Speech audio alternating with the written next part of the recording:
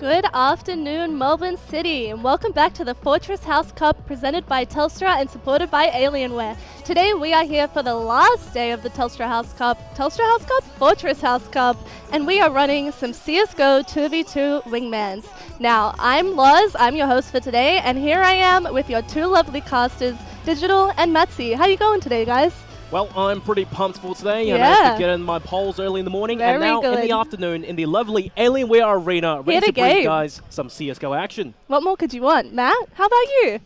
Well, I'm just happy to be here, straight through to the Alienware Arena, all poled up, all ready for all of this wonderful CSGO action. And honestly, I'm keen for the Jester plays today. They are my absolute favorite, and I'm keen to see who's going to take it away. Looking for a couple scuffed moments, right? Like, we really want to see some fun stuff going on here in the beautiful Alienware Arena in Fortress Melbourne, in the CBD. I don't know if you guys have been down here, but it is awesome. We've got the tavern downstairs. We've got the Alienware Arena. We've got drinks. We've got food. We got palmies. We got popcorn. I mean, there's so much going on here. It's such a beautiful place. But before we get into anything else, let's talk about how it's going to run today, boys.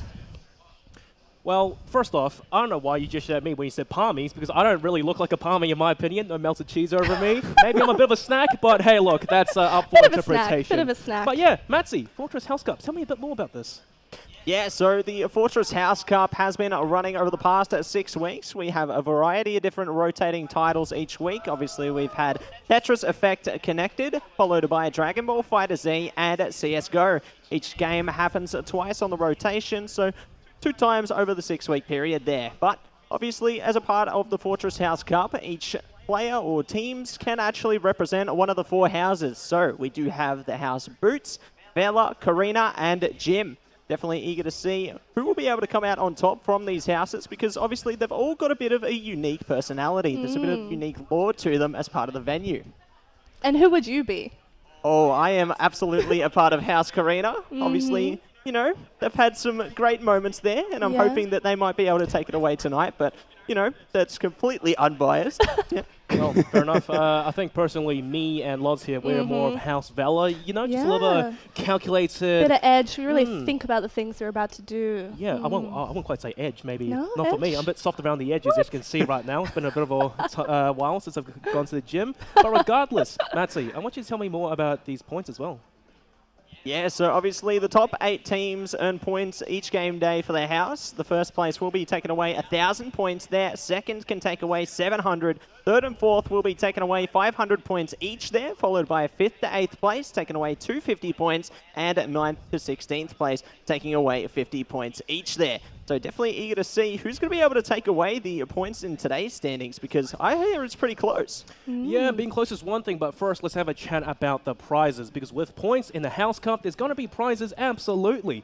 First place, obviously, getting $700. Second place, $400. Third and fourth, $200. And of course, there's going to be $1,000 worth of items from Telstra, Alienware, and Fortress to win as well. In total, $1,500 cash prize on each game day. Spot prizes, Telstra Play of the Day, 200,000 Telstra Plus points. With that, you can buy whatever you want. Xbox controller, a phone outright, should you accrue enough.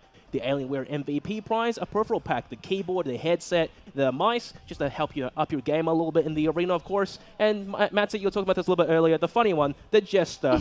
A little bit of a Jester cap, apparently, some drinks and whatnot for the funniest player of the day. Yeah, definitely eager to see who's going to be able to take that one away. Obviously, we did see a Jester play come out of our first week of CSGO. I think there was something involving a taser there, if I'm not mistaken. So we might see something with the Zeus again here. Maybe some Molly plays. Who knows? Who wants to make it rain fire? Well, truly electrifying, I'm sure, but we'll see about that a little bit later. Very nice. Regardless, though, onto the standings, because currently, first place, it's our house. Yeah, go Team Purple. House Vela, 5,425 points. Second place is going to be House Jim, 5,400 points. Third, Karina, 5,225. Fourth, Boots, 4,450. So Boots has to play a little bit harder, do some catch-up. But hey, look, given how the points work from Matsi, what you've told us earlier, winning first place can just sway things in your favor that much easily. And now, As for that, the winning house obviously is going to be the house with the most points and will be announced in the after party, which Loz will tell us a little bit more about a second after. And every single member of the winning house who was at the after party tonight, so be sure to come, you're going to get some exclusive prizes. A Fortress House Cup limited edition pin, which unfortunately is a little bit small, but it's pretty sick. It's gold. It's beautiful. And has all four We love houses it. on it. All the houses. Exactly. A drink card and 2-hour PC pass. So guys, if your team wins tonight, be sure to attend the after party, which was, I hear you have the details on Yeah, well, our after party tonight is running from 9 p.m. till 2 a.m. and you do not need tickets. You can just come down, you can catch the end, you can catch the grand finals, and you know, the winners will not be announced on this broadcast. The winners are going to be announced at 10:30 tonight at the after party. So you're not going to know unless you're here, hanging out with us, having some drinks, playing some games. We have a DJ all night. We have $10 whiskey highballs. We have free popcorn. We have free gameplay and competitions, CSGO time trials, other games. I mean, there's giant Jenga. So, I mean, who wants to not play giant Jenga? Come down and have a shot and play some giant Jenga. Boys?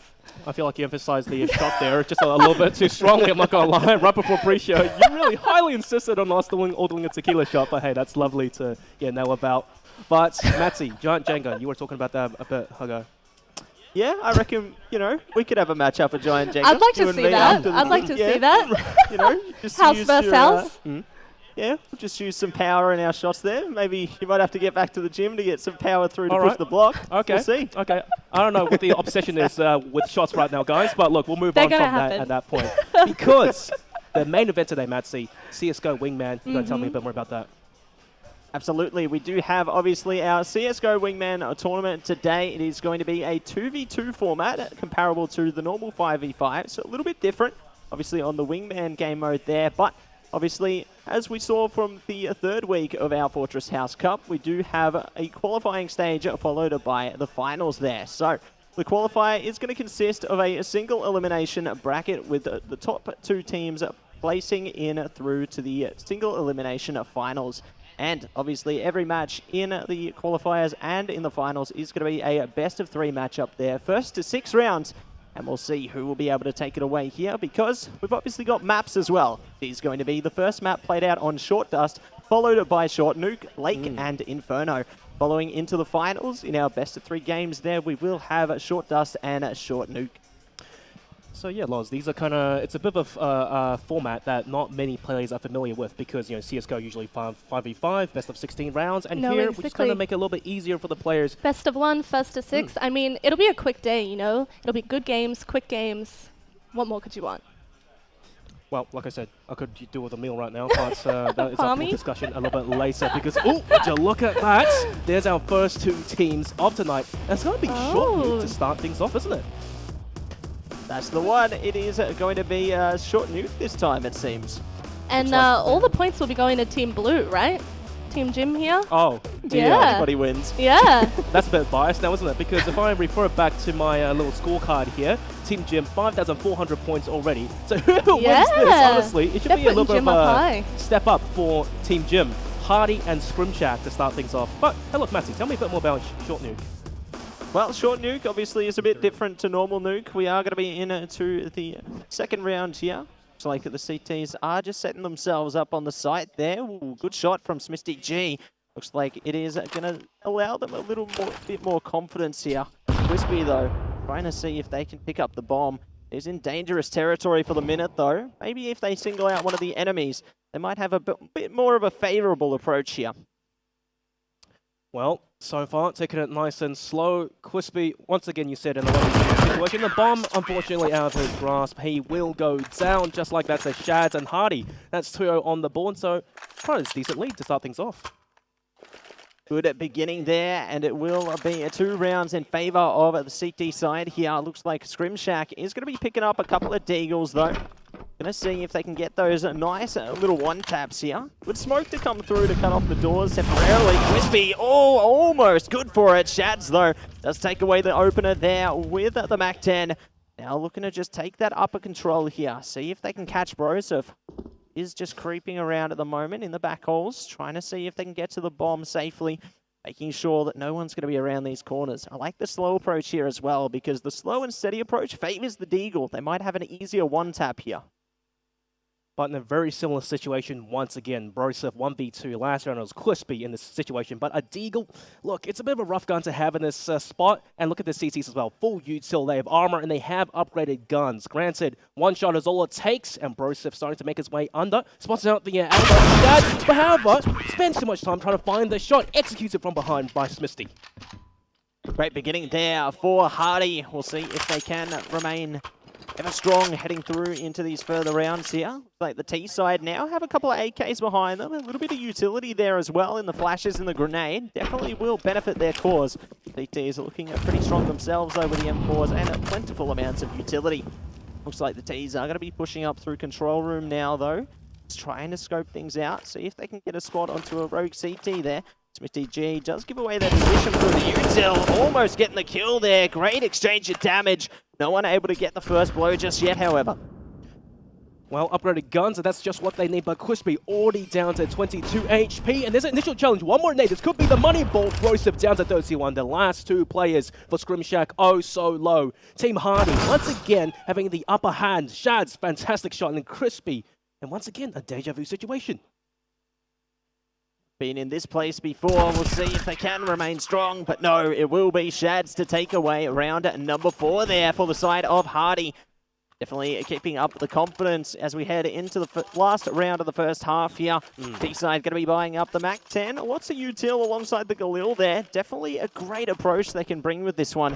TT is going to remain in the same place with their M4s and util as well. Already cutting off the angles there with the incendiary and almost getting into a kill. Crispy luckily ducks around the corner though, so Shads won't be able to get the first one that time. We'll see if Crispy can hold steady on the angle. No, Shads takes the kill. Almost goes down themselves, though. 2-on-1 for Broseph. Oh, that is rough. But look, a MAC-10 in this situation is not the gun you want, but Shads is low HP, so it's doable for Broseph. Full kit of util once again. And once again, it's the cat and mouse game, sneaking around, trying to catch a player off. But Team Hardy, look at the crossfire they've set up. One over towards ramp and the other one over towards vent. They should have this in the bag, and the gun drop has to have been heard. Broseph leaving the bomb for the time being, and Shad's in a bit of an off angle. Spots at the elbow of Broseph first, puts him down to 11 HP. Rogue nade comes out, and one more from Smisty. That should be it! Oh no, it will be Shad's to get the final shot. And Hardy, they win a flawless first half. And that does put them on map point here as well. Definitely going to really bring up their spirits heading into the second half here. We'll see if they can actually carry that power through to their T side as well, though. Obviously, there's going to be a lot of pressure onto this first round, whether we do see the side of Scrimshack manage to bring themselves up off this pistol round, or whether it could be Hardy just taking it away here. Hey, you know, sometimes it could be game one jitters. They are the first team on camera for the day, so I wouldn't really put anything past them just yet. But the pistol round, oh so important, and like you said, you know, it's an understatement to say that Scrimshack, they need this round. But let's just see how it plays out. Smokes out first, flashes. The CTs looking to spray through the smoke, and there goes Smithy, so low and doesn't commit to the bomb punt. But a nade from Broseph, that's a Kobe right there. And Shad's 1v2, the clock not necessarily won the situation. That's a ballsy maneuver by Broseph, the shorty. That's putting Shads in such an awkward position, juking in between players, and a single shot to hit is all it takes. Looks like the Julies, the chaos, paid off. Do love the good old gun slingers there. The Julies definitely doing some great work into this one. We'll see if this will bring up their confidence in order to tie things up 5-5 here. So we do head into round number 2 of the second half now. MP9 behind them. Do have the Famous as well as a bit of util. Seems the T-side not opting for much. He's throwing it out. We have a P250 though, not for long. Broseph kicks one and the second. A quick and easy round there, and they will push through to 2 scores for Scrimshack. Well, Broseph literally changing the pace there and just diving straight into their face with the MP9, catching those two players off guard. And Scrimshack, okay, like you said, that's the second round now. They're starting to close the gap a little bit, but they need a little bit more than that, because this round, Team Hardy, that's the full buy, and it's AKs across the board, superior weaponry.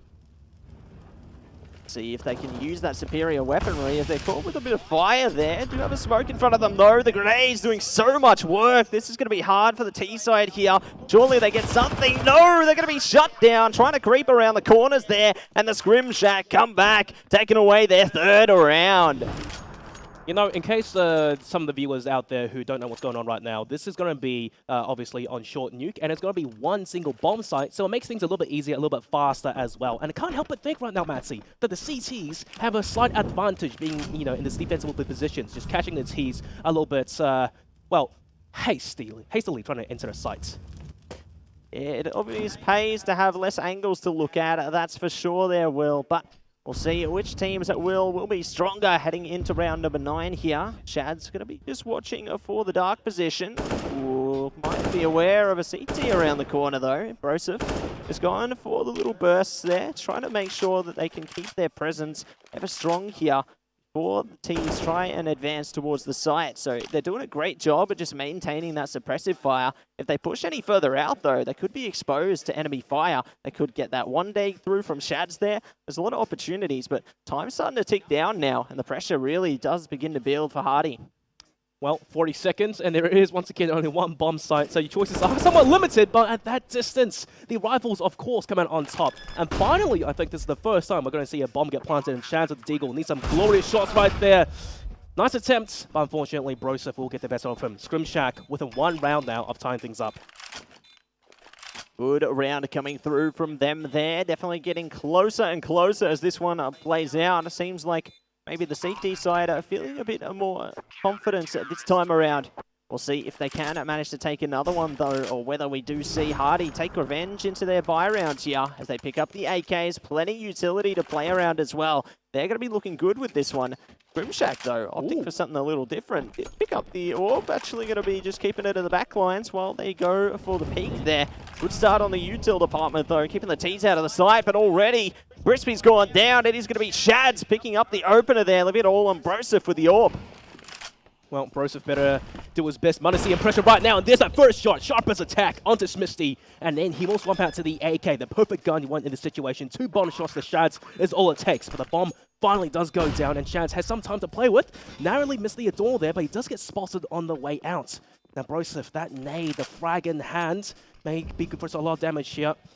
And Shads working his way around the corner and just catches him looking the wrong way. 1 tap is all it takes. And well, there you go. Now you managed to win. What a game coming through there. Great stuff from both of the teams from House Gym. You know, maybe they can treat it as a bit of a scrimmage and pop them up for the other teams from other houses that they'll be faced up against later. It was a sudden turnaround. What do you guys think happened there? Nerves at the beginning? I feel like it's more to play on the fact that Nuke traditionally was a more CT-sided map, and particularly playing into the Wingman game mode, you know, you have less angles to look at. You know exactly where the Ts are coming from. Starting from the top of ramp there, you can easily just flow out the utility like we saw both teams do in order to cut off those entry points. And it makes it a lot harder for the Ts to actually get onto the site there. Yeah, for Brilliant. sure. And, you know, just adding on to that point as well, as for the CTs, they can already get into easily defensible positions that can be hard to shoot or aggress onto the site. And there's 2 doors as well for the Ts having to push out from, right? And not only on top of that, the third option being a window, it's a jump, and they have to find the perfect timing, otherwise the CTs are going to catch them lacking. And that's kind of what happened. 60 side comeback, what happened. Relatively easy. Yeah, Broseph with a couple clutch moments. I mean, that was awesome. Such a turnaround. I loved it. It was great. Not much really more to say about that, but look, I'm keen to see the next matchup because, like you said, Matsy, that was Team Gym versus Team Gym. So I guess, you know, Team Gym, they managed to get some more points to their name. It's just a win-win all around. Yeah, they're going to be happy with that one, honestly. You know, they're just a confident little scrimmage there. I'm sure that they're going to be pumped up to get into the rest of their matches today as well, because obviously, you know, they're playing for points today, and the overall winner of today's proceedings might just take away the overall victory here. It is going to depend on how the points stack up at the end of this evening. Yeah, for sure, because like I said earlier on, you know, Team Gym, they're only 25 points behind House Valor, who we've still seen yet to play, as well as Karina and Team Boots. So with that initial start, you know, it was a really good bonus for them. But as you can see on your screens right now, that initial Telstra replay, Smithy and Shads getting those headshots on the board. And just at the start, it was just simply all Team Hardy on the CT side. They were getting all these frags, all the kills, basically flawless rounds after another. But however, things changed at the end of the second half. Yeah, it just goes to show they had a lot of confidence on that CT side there. It really came down to the wire right through towards the end. And then Hardy did manage to pull through with their victory just at the last possible moment. Definitely a well-fought endeavor from both teams, though. You can tell that they've got a lot of power and confidence in them. Yeah, you know, it's sometimes like, as Loz was saying earlier on, it's that game one, day one jitters, and in that final situation for that player for Scrimjack, I think, just looking the wrong way, not aware the door was open, and was too busy holding his U-tool out, just getting capped in the head from his sidelines, just maybe tunnel visioning. But then again, CSGO, maybe 4x3, another factor to consider. Absolutely. Obviously, having that 4x3 resolution, sometimes you can't see things that you might see on your normal 1920 by 1080 there, so that could slip by the wayside. But we'll see what resolution the players are going to be running heading into the next one as well, as I think, you know, I think we might be seeing a little bit more short nuke in our future, a few more round 1 matches before we progress. Yeah, for sure.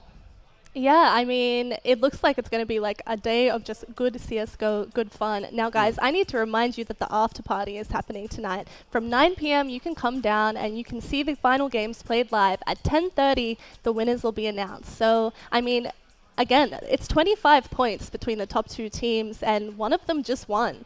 So it's going to be a tight game. You should come down, have a good time with us, see some good CSGO.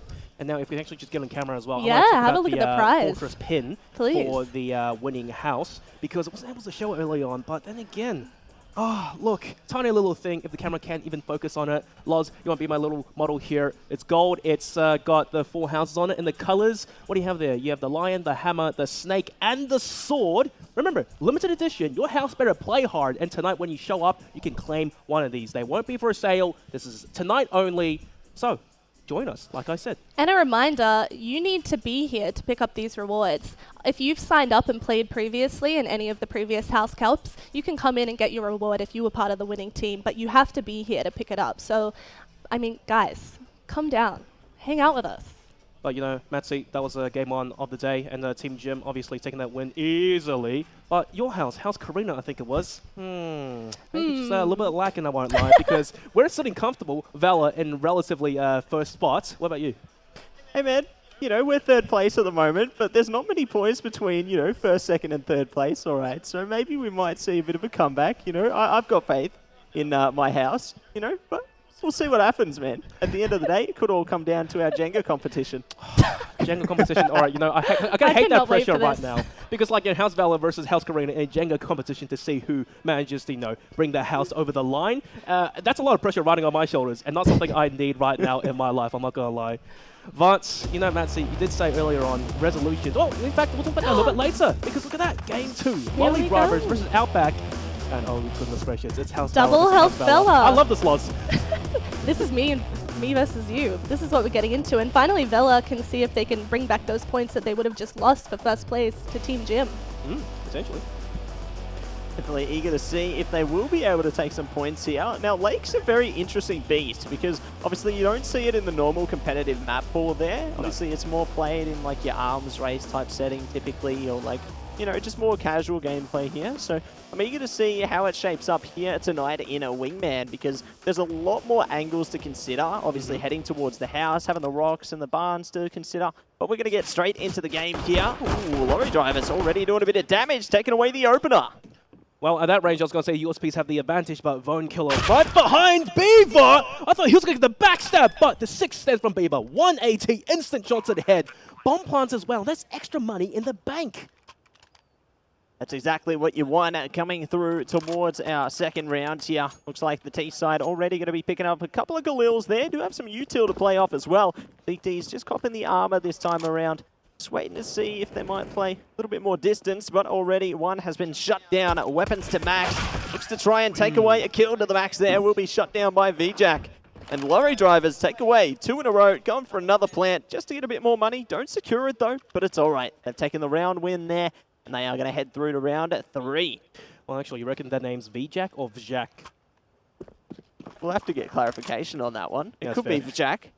But hey, look, after winning the all-important pistol round, look at this. This is almost 3 rounds guaranteed on the board. Outback, once again, owning the USPs. And the literal Outback, Beaver starts things off nicely. But however, VJack does get taken down low, but tapping away with the Galil, he manages to seal the deal. 3-0 for Lorry Drivers. Good start for them there, looking like a little bit of deja vu here, but you know, even if they get a good start, doesn't mean they can carry it through to the end. We might see a little comeback from the Outback. You know, they'll say, yes, we do come from the land down under, and they're looking to try and take it away. But with the primary weapons now, we'll see what they can do with them. The AUG as well as the M4 definitely does give them a lot more advantage in that distance battle there. Oh, the head. I don't think Beaver spotted the head of weapons to max up top, and VJack starts it off. Vone Killer's gone. And finally, I think Beaver has got an idea of where the last player is standing. Outback, once again, in an unfavorable position. There's a 1v2 engagement, and weapons to max dead to rights. Lorry Drivers, just unstoppable right now. Really bringing up the pace, bringing up the momentum here. We'll see what they will be bringing into this round, though. As it looks like the side of Outback is going to be picking up a couple of M4s.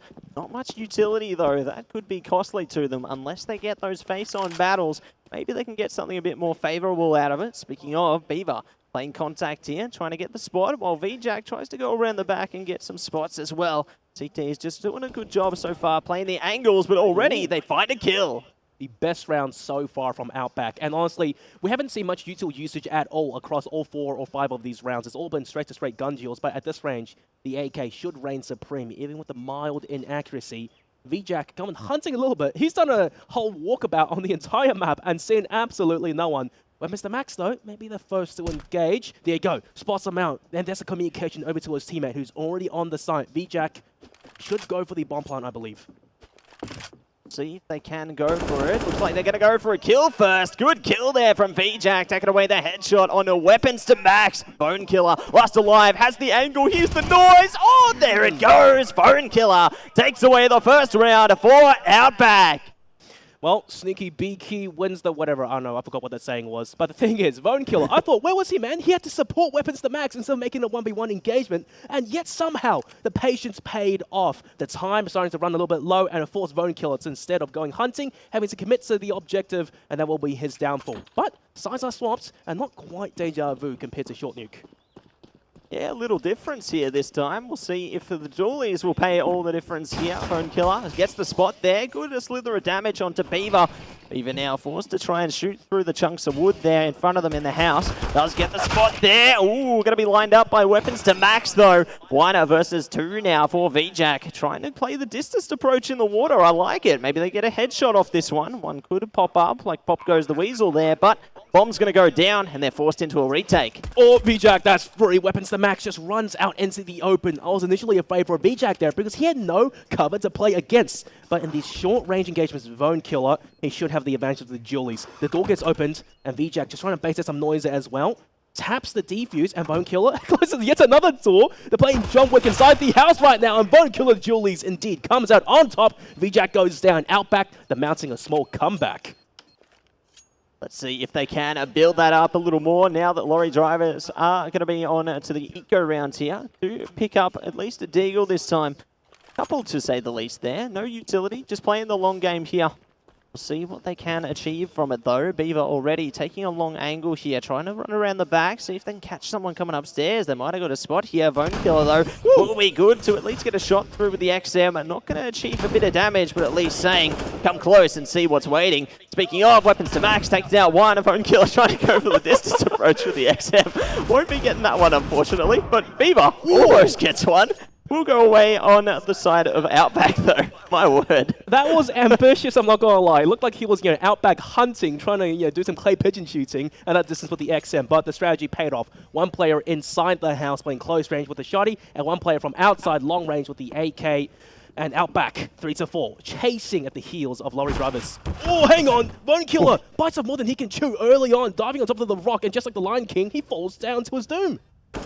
See if they will be able to climb up from the depths there. Weapons to max, 1 versus 2 here. Just trying to sneak around the angles, see if they can single them out for a more favorable engagement. If the CTs head towards the site, however, they can easily set up a crossfire here, prevent a plant from coming through. They might just be able to pull through with the round. Weapons to max has utility to rely upon here, however. So even if they do get caught in an uncomfortable situation, they can rely on the molly here, maybe even flash their way into the site. Definitely all pays into what's going to be before them, though. But the bomb weapons to max. He has to recover the bomb, and the moment he has to dive out into the open, he gets spotted. He's lost. He doesn't even know where to look, and VJack, like a hawk in the distance, spots him out, takes him down. Well, it got a little bit dicey there, almost to a tie game. A lot of drivers now 1 away from winning this game. One more round is all it takes, and it looks like Outback are bringing out the big guns here. Do have the AWP behind them as well as the Krieg here. We'll see if they can manage to find the kills they're searching for with those ones. Obviously, the CTs, they got the Famous, and they've got the kill. Good trade to come through early on there. It's all down to weapons to max and VJack now.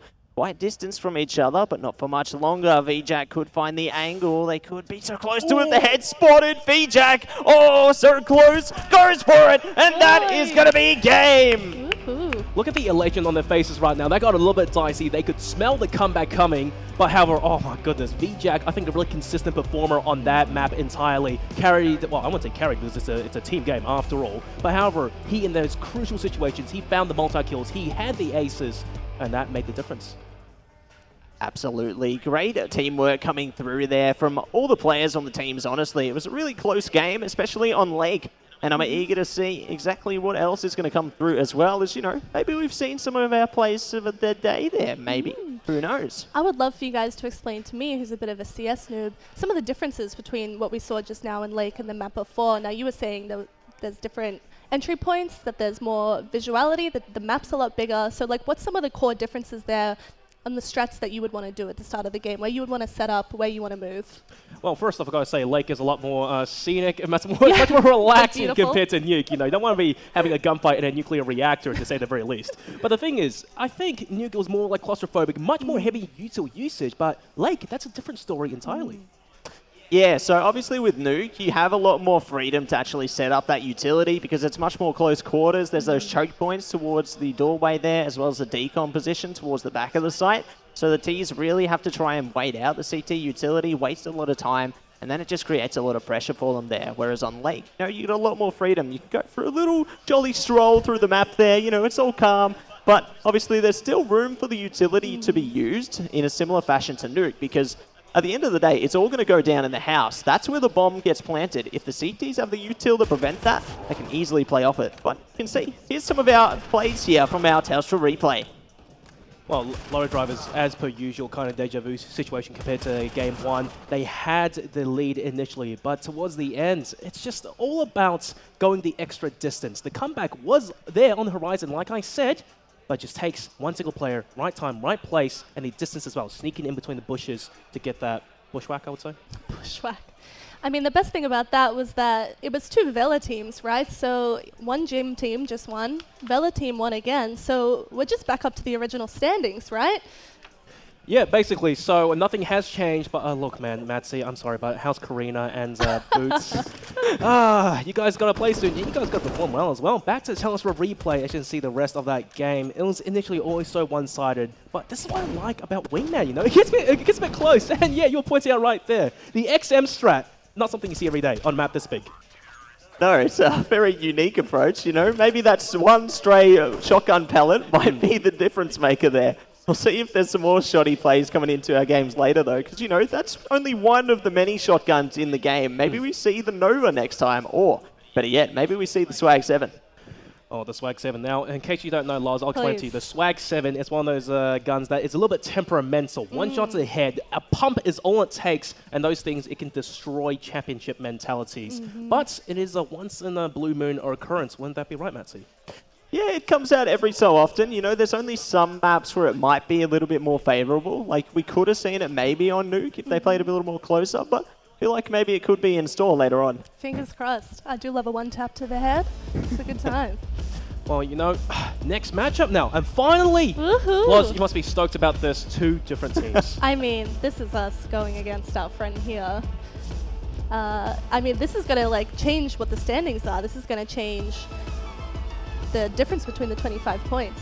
Yeah, I certainly do hope so, but hey, look, Karina, not quite, Matsy, you'll get your turn eventually, but House Gem versus House Valor, finally blue versus purple. Let's see what happens. Team representing blue and White Joy. Now that's kind of interesting, isn't it? It reminds me of a certain Twitch emote out there. I don't know. No, I definitely enjoy all of the creative names that all of our players bring. It really shows a lot of their spirit coming into it, you know, what really represents them best. So definitely a big shout out to the teams for all of their wonderful names coming through today and all of their wonderful plays as well. Definitely eager to get into Short Inferno this time, but looks like we are going to get straight into round number 1 now. CT's already meeting them on Diggity. Nickel, though, does take away the last kill, and it will be round 1 going the way of R. Well, that's a pretty good start to a map, I reckon, to say the least. But, Matsy, we've seen all day long. It's only been game 3 so far, but the thing is, right, whenever you win the pistol round, in theory, you should have the advantage. But this is a change-up. Instead of ecoing, instead of saving on pistols, they're forcing right back into their faces. Let's see if they can play off this, though. Good start there. Needs to trade and damage through. Everything looking even Stevens, but the CTs pay it off. Take away both kills there. DXC takes it away for Widejoy. A 1-1 now. A very different scoreline than what we've seen so far. Maybe we see a lot more back and forward rounds. Who knows? Yeah, for sure. The force-up definitely worked out in their favor, and dare I say, it caught Team R off guard just a little bit. And now the tides have shifted entirely. Team R, despite winning the pistol round, they're the ones now on an eco, but on an Short Inferno, full armor, and Deagles, it's still a force to be reckoned with. So the SMGs, run and gun, keep your eyes out for that. I definitely love to see the Bison as well, because you don't see that SMG every day. So we'll see if it will find a little bit more value here alongside that MP9. T's going to be donning the Deagles here, already taking a bit of damage, but doesn't mean they're out of the fight just yet. One shot is all they need with those Deagles, and they've got a bit of util to support them here. Like Club Maple might just be spotting them though. Does hear util going through Diggity, however. No one landing the first blow yet, but they're at least aware of each other's presence. A few warning shots just to deter Team R for a bit longer. But look, you know, util's out. And hang on, Nichols managed to work his way onto the site to Maple. Has been cleared out. The Deagle going a little bit disastrous. They're lopsided, but Rambo was there to get the frag. Now 1v1 DXC MP9. And this distance should come out advantageous. Oh god, that came so close though. Maybe if Nichols stuck to the Deagle, he would have managed to get that frag. Unfortunate there, but alas, it is going to be another round for Widejoy. It's like we are checking out the players here as well, just having a bit of fun with their knives, you know, playing a game of knifey spoony perhaps, who knows. But we're getting straight into round number 4 now, and I like what I see in a P90. Oh, the double spray down coming out from Club Maple there, showing them just what it takes. Well, Team R just got completely folded in half on the spots. They weren't expecting a P90 dead in their faces around the corner. It was a pretty interesting strat though, just rushing over towards Archers. Did not pay off at all. Widejoy, strong, stiff lead. And now the gun upgrades, I think they're comfortable for the time being. But Team R, finally, with the full util and full buy, this is a round in which they can change things. And look at the change up in their pace as well. Going much, much slower, going into apartments, just working the sites a little bit more. See if they can find value over working at the apartments here. Looks like we are going to see the T slowly but surely work their way up. DXC on the lookout for them, however.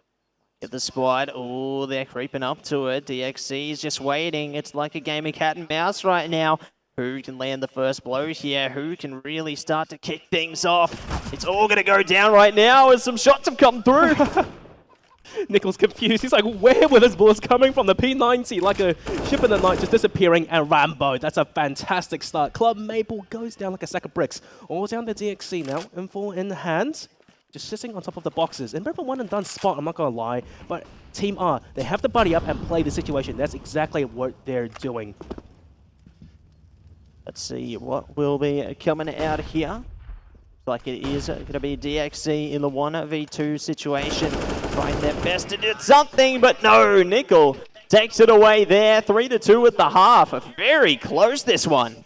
Oh yeah, for sure. And Team R, they played that final round to perfection. They knew they had the man advantage. Literal 2v1. And instead of going a little bit more aggressive, trying to go for these individual duels, they rotated around, played together, and isolated that final player, Nickel, before taking him down, putting him in an almost unwinnable situation. And by the way, guys, in case you don't know, the winner of this game will qualify for the playoffs later on.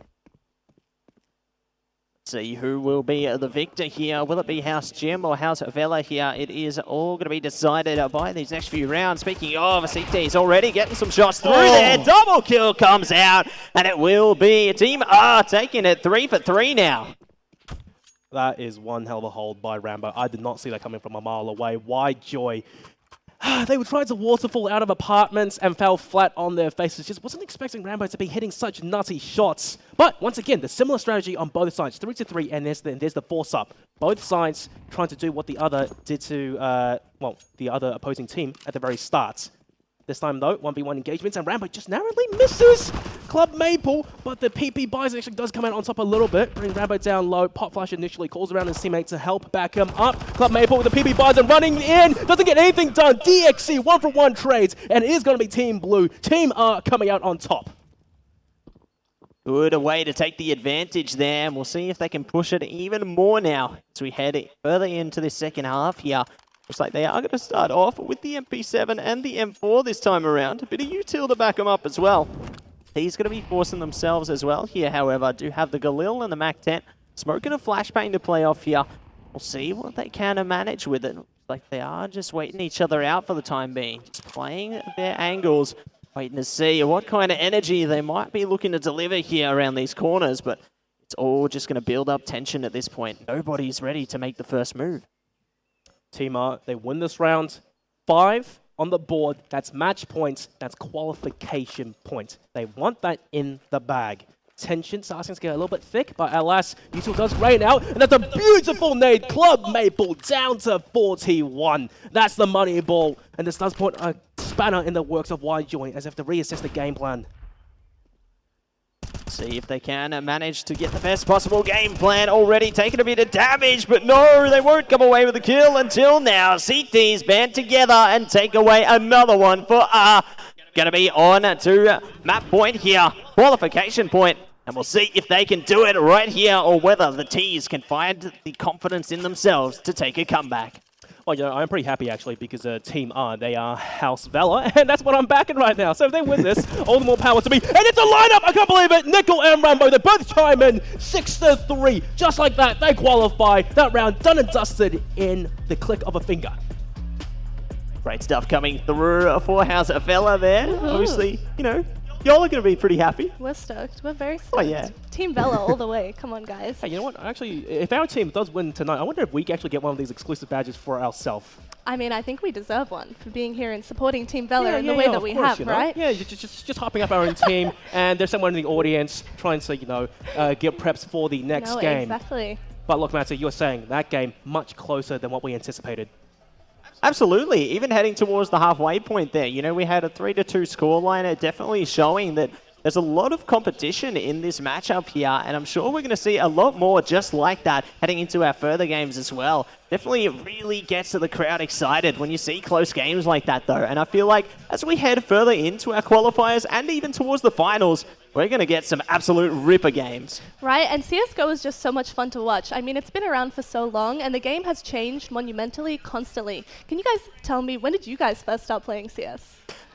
Okay, so I started playing CSGO right in the beta in 2012, actually. So very, very long time ago when we had the good old arms race only in the beta. That was a very fun time. But obviously, from there, you know, I've just been following the game ever since, and it's been great. What about you, Will?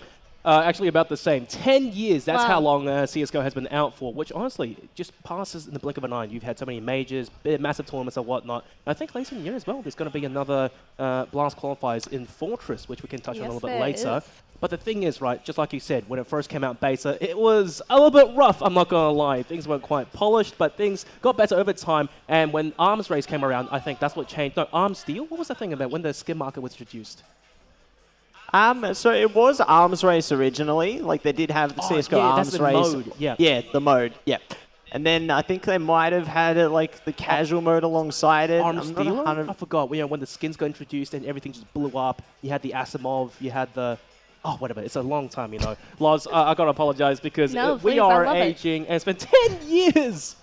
I mean, that's the best part. I love that a game can have so much longevity, that it can change constantly, that the professional play can change so much. I mean, is there anything that you guys love that you see when you watch professional CSGO?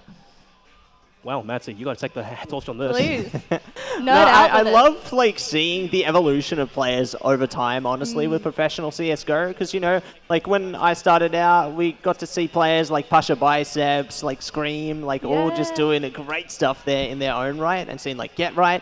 But now it's obviously changed over time. Like the names and faces you see all change, but the ones who came before them really shaped the way for the newer players because, you know, you get to see how they play. Then they have their own individual styles come out, and you see greats like Simple of today, even like Brokey. Like, there's a lot of great players that are starting to really build names for themselves, and it's great to see all these legacies. I mean, I love to hear it, and I mean, I love to see the way the game moves and changes constantly. Now, guys, we're going to throw to a break. Go to the toilet, go grab a drink, come back, because when you come back, we'll be back with some more CSGO 2v2 Wingman for the Fortress House Cup presented by Telstra and supported by Alienware.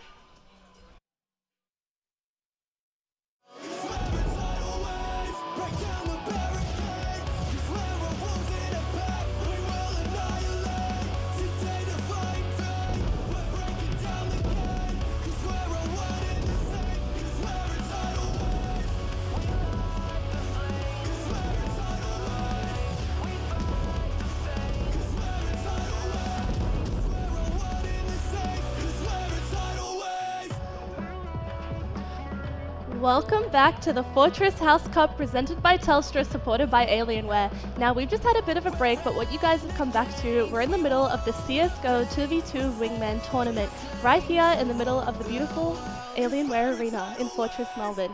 Now, today has been already quite a bit of fun with some couple fun 2v2 tournaments.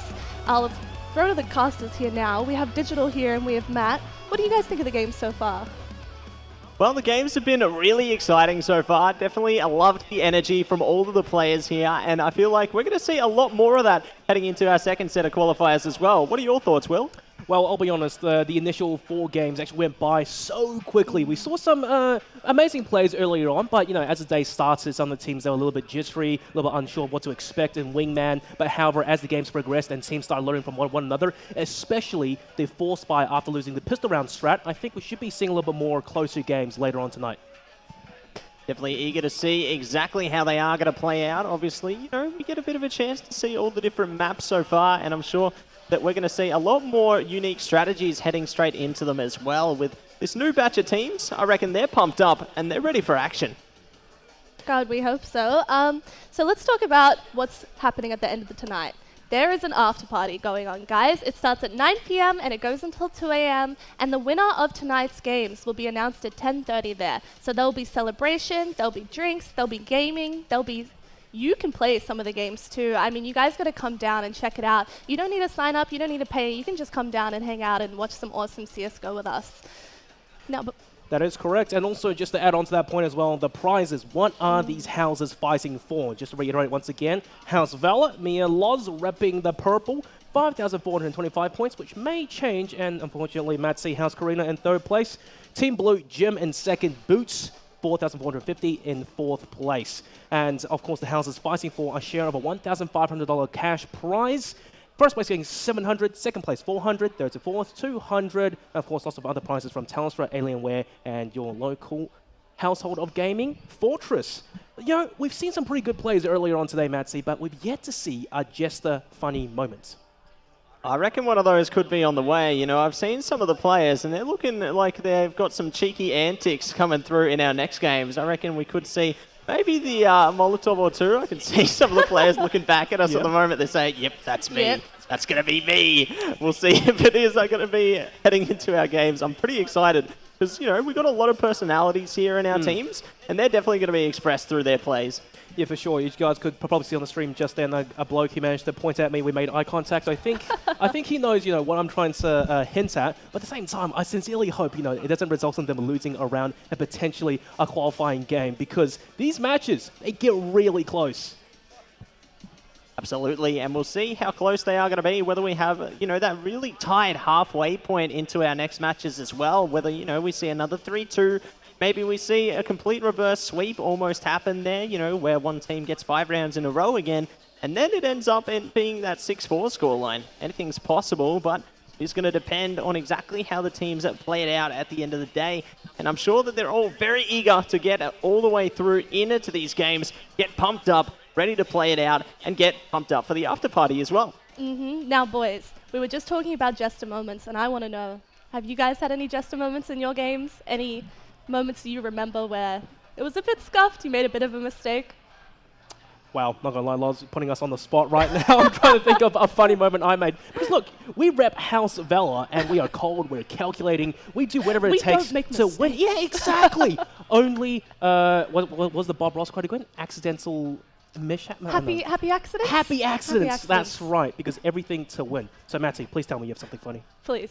Well, you know, there's those moments on Vertigo where you're trying to line up a bit of utility and then you somehow lose track of your feet and then the ground beneath you becomes air and you just descend into chaos straight off the skyscraper. So, yes, there has been a few moments just like that or running straight through the mollies, you know, a summit moment. We'll see if there's going to be any just like that tonight, though. You know, you saying summer moments of 1Gs, maybe we could see a 1G in the house or two. But look, once again, guys, just make sure it doesn't result in you losing the map because that would be disastrous. But, you know, he mentioned a little bit earlier ago, the after party. Loz, tell me what's at the after party. What is at the after party? Look, we've got DJs, we've got $10 highball whiskeys. I mean, we've got games, we've got life-size Jenga. We mentioned this before. You guys gonna have a bit of a match. You can watch the CS, you can play the CS, you can play any of the games down in the tavern, honestly. But the point is that you come down and you celebrate with us. You celebrate CS:GO, you celebrate gaming, you celebrate Fortress because we're just here to have a good time. And I know you boys are having a good time. Oh yeah, we are. I'm sure Tetris, you know, eventually it comes. Maybe a little bit more than that, but Connect 4, Giants Connect 4, we'll see how it goes. It's a pretty hard game, not gonna lie, you know. Look, counting to 5 is a little bit hard, but 4, that I can do. But just adding on to what you were saying as well, Loz, you know, Alienware Arena, 200 seats, biggest venue of its, you know, caliber in this part of the world. Yeah. And soon to open up one in Sydney as well. But Sydney so far, as well. How exciting for Australian esports and gaming, right? Yeah, but so far, Melbourne, the place to be. Absolutely. Now, Melbourne, the home of esports? Well, yes, absolutely. And as you guys can see on the screen there, just reiterate once again the house standings. So nothing has changed too much. Team Blue Gym, 5,400. That's going to be Karina, 5,225. Team Boots, Yellow, 4,450. House Valor. Loz, we are still in the lead, but only by a little by that 25. bit. And, you know, I kind of hate to say this, but I think early on we had the Team Gym versus Team Gym. That may have swayed things a little bit. You might be right. You might be right. But we did have the Team Valor versus Team Valor afterwards, which pulled us straight back up. So, I mean, it's a nice edge here. We don't know where we're going to go, who's going to win, who's going to take out the cup. Yeah, potentially. We'll see who will be able to take it away. Obviously, we've got a few awards on offer today as well in our Alienware MVP award today, where the winner will be getting a prize of their peripherals there. You know, they've got a mechanical keyboard, gaming mouse, as well as a 7.1 surround sound headset. So definitely keen to see who can take that one away. Obviously, we have our Telstra Player of the Day award as well. Oh, yeah. Big thanks to Telstra for that one. They will be taking away 200k at Telstra plus bonus points, which they can redeem for things like a phone, Xbox controller, headphones, or whatever their heart desires. Well, you know, Loz, 200k points, Telstra. I'm not so sure who you're with, but if you had 200k Telstra plus points, what would you redeem it on? Because when I was checking out the store earlier, that's one whole year's worth of Disney Plus. Oh, is it actually? Yeah, that is. I mean, you've kind of sold me already. I think that might seriously? be my answer. I don't know, maybe a new peripheral, maybe something. You mentioned a phone before. If I could get a phone right out just for playing CSGO at the local, you better believe that's what I'm doing. Well, it's not just playing CSGO, you know. It's about getting the play of the day. It is. So far, we have seen a little bit, but there are still much more games to be televised and much more moments to be captured. But so far, Matty, tell me, any moments that stand out for you? Well, I particularly have that one standout moment where the player was standing on the balcony there with the shotgun trying to shoot their way down into the river there. Yeah. You know, that was a bit of a standout moment. Maybe it's like, you know, precursor to things that could happen later on. Maybe they're the inspiration for other shotgun players coming out in a qualifier too. Okay, but hey, look, that's play of the day, right? I think you got your words confused there because that's the Jester play. Why would you be using a shotgun out in the open, long-distance hunting? You know, maybe it's just the strategy. It's like I said before, you can have that one single pellet that maybe lands that headshot. You know, it's those odds, which maybe could have that big moment. All right, Matsy, I'll leave that with you. Let's see if it happens later on, but I'll be honest, I'm not too sold on that moment just yet. Loz, what about you? I really liked that double spray on Dust Map. I'm not sure who it was, but it was very sudden, shocking. I screamed a little. Thankfully, my mic was turned off. It was a good time. I enjoyed that. Now, I think that was going to be short Inferno when it was a game-winning moment, wasn't it? Just around the corner, those two players rushing around, M4, double sprays down, super quick. So I take it you're a fan of the fast action. I just love the shock of it, the immediate, oh my god, as it happens. It's just so exciting to watch. One thing I've always loved about CS is there's no learning curve when you sit down as a viewer. You just sit down and you know what's happening. Yeah. And for me, someone who's not super educated in CSGO, those moments I love. Those sudden shock moments or those clutch moments. To me, that just gets me so excited. Yeah, for sure. Now, my personal moment has to have been in that pit situation on Short Inferno as well. I think it was in second half pistol rounds. Which player it was, that name does elude me, but those two T-Zone players were waterfalling down out of the apartment, and him with a single USP over towards pit just taps their heads clean, defends the site before the site take even happens. But, you know, Matsy, talking about you, right? In fact, Loz, she was saying that CSGO being a little bit more viewer-friendly to, you know, noobs. Just explain a little bit to me. What's so simple about it for it to last 20 years? What, 20 years? 10 years, 10 years. Of CSGO. Yeah, of CSGO, 10 years, of Counter-Strike in general. Ooh. God, many, many more there, going back to the 90s, mate. Ooh. But yeah, so what's so simple about CSGO? I think it's just a case of if it ain't broke, don't fix it. Like, they managed to get the formula right all the way back to the dawn of CSGO, back when it was a mod there, you know, playing back in the Half-Life days. They got that formula, you know, it's like the T's, the CTs, they go straight towards the bomb sites on the maps. I think they did have some hostage rescue maps originally, actually, which, you know, we pay homage to in CSGO. They're still there. They're not played on the big screens, but maybe if you get a few friends together. Oh, yeah, that's for sure. Definitely love the maps like Office or Assault. Maybe we'll see them one day. Who knows? But obviously, you know, it's like I said, the formula's just perfect at this point. They just know how it's meant to be run, and I feel like you can't overcomplicate it. It's easy to understand for, you know, players of all levels, even if they might not have played games before. It's really easy to get into. I think one thing I love about CS as well, I mean, have you ever watched CS in a huge stadium full of people, right? How electric is that? And especially with an Aussie audience. Remember IEM a couple of years ago? That was incredible. What an absolute moment. Matsy, please tell me you were there, because back then I was still in New Zealand finishing my studies, man. Oh, I wasn't at IEM, but I have been at other CSGO events, to say the least there, and the crowd can get absolutely wild, to say the least. Like, you think of a crazy crowd, I think of CSGO. I'm sure that other games have pretty crazy crowds too, though. I mean, look, CS has been the best so far for me. Oh, here we are. We are getting into another game, and I mean, come on. Oh, yeah. It's two Vela teams again. Our favorite, our purple, and we've got Cousin, Duo, and High Roads going against each other. Guys, do you think maybe this is a Cousin Duo? Perhaps? Well, look, if Cousin Duo was in the crowd, please raise your hand so we can actually verify if you two are cousins. Yeah, never mind. They're a bit too dialed into the game. But look, Matsy, new map this time. Short Dust. Talk to me about it. Yeah, so Short Dust, obviously playing off the original D-Dust map there. Obviously, we're only really playing towards the inside side of things, so we won't be going towards both bomb sites this time. Won't get to see the full scale of things there, going through Underpass, for example. It's all just going to be towards the inner side of things there. So it's a bit more isolated. Definitely has more opportunity for utility-like plays, like what we saw on Short Nuke, where maybe the CTs might try and cut things off from the team before they get into it. Speaking of the Cousin Duo, we actually did see them in our first week of CSGO in week 3. So they've come back. They're returning today. Oh, they are returning, and that's a fantastic start already for Hardshoot. Shob is down and out, and it's going to be Scrimshack, actually, a slight correction. Coltic around the corner, instant execution. Hardshoot didn't see that coming from a mile away. Now it's a 1v1. 1 versus 1 situation here. Wibeth going to be going straight for the plant, though. Coltic trying to creep around the corner here. Wibeth doesn't know where they're coming from yet. Does get the spot, though. Going for the taps there. Coltic, good with the USP. Might be able to pull away with it. No, forced to pull back on the reload. Let's see if they can capture it. Wibeth and Coltic getting so close here, but Wibeth takes it away. Cousin Duo with the first. Well, I'm not going to lie, that was a pretty fast trigger finger on Wibeth right there. The Glock from around the corner, like a semi-automatic pistol, just guns down Coltic. I really thought they had it in the bag there early on, bringing it to 1v1 situation, but I guess you called it. In Short Dust, these close-range engagements really does change the game.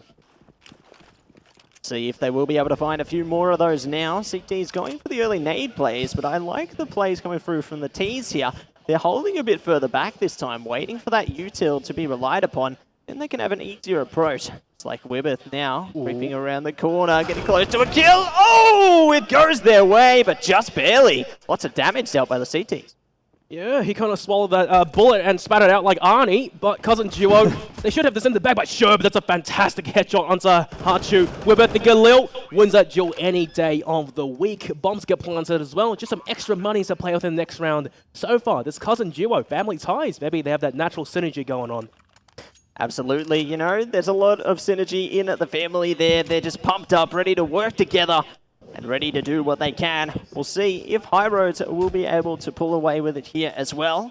Like we are just seeing the CTs getting ready on the side. A good utility being pushed out there. Wibeth going to go for the plant though, taking a bit of damage for it, but it's going to be okay. They've spotted one though, going for the shots. Oh, getting caught, pulling the weapon back out though, and Sherb will take the advantage. Okay, Hachu, P90, not the gun you want, and almost gets caught with his pants down. Was pulling out util, Sherb going for the kill, and Coltic had full faith in his teammate there, just sticking the defuse before the body even hit the ground. Well, one on the board for High Roads. Good comeback there, 1-2 scoreline. We'll see if they can pull through with another as well. Obviously, the Cousin Duo's economy, it's okay. They might be able to string something together. Wibeth maybe buys a pistol for their teammate, maybe a submachine gun. Looks like Hachu's not going to worry though. Straight to the MP5. We don't see that one every day. We'll see if they can get something out of it here. Absolutely, and also just to add on as well, Cousin Duo. Oh, hang on, the mollies. It's a little bit chaotic early on, just to stop the pushes of the CTs. Now, I was going to say, Cousin Duo, I like that strat, going straight for the bomb plant, just to put the time pressure onto High Roads. But Coltic gets the first kill onto Wibeth. Hachu, MP5 around the corner, eats a bullet to the face, and he will go down. High Roads, they tied it up. Good way to get that 2-for-2 scoreline there, and they are looking to remain ever confident. Have a strong here. Good thing for the Cousin Duo though, they at least came away with the bomb plant, so they can elevate their economy a little bit more heading into round at number 5 here. Last round of the first half, they have to make this one count, and we'll see if they are going to be able to do it. Looks like the CTs are opting for an AWP instead this time. I like the Punisher there. We'll see if it will reap some havoc. Now, the AWP, close range on site, it's not quite worthwhile having. Oh, Wibeth jumping in the air, Sherb sharp on the trigger. He bought the AWP and it paid dividends. Now Hachu, once again, MP5 in a situation that cannot be envied by most. See if Hachu can find the angle though. They're getting a bit close to it. At least have control of the bomb for now. Ooh, get the spot there. Shots not able to connect. CTs can play off this information. Just a minute to go here. They're trying to drown them out with the grenades. Do have a bit more util to play off as well. Hachu still creeping around the corner. The steps could be heard. Coltic getting close. Hachu goes for it, but they are shut down. And the side of High Roads will take away the first half there. 3-2 in their favor. Something pun about taking the high road. I don't know. My way or the highway. I don't know. You know what? I lost my train of thought. But point is, they've taken the lead now. 3-2. 3 more rounds to go, Matsy. So at this point, what are the Cousin Duo going to do? They're going to have to really believe in themselves, believe in the heart of the cards here. See if they can summon up every bit of power into this pistol round to find that equalizer. Like they are going to see the High Roads push straight onto the side. Great one tap. Good night there with the Glock. Trying to see if they can get one back. Wibeth will be forced towards the back of things for the moment.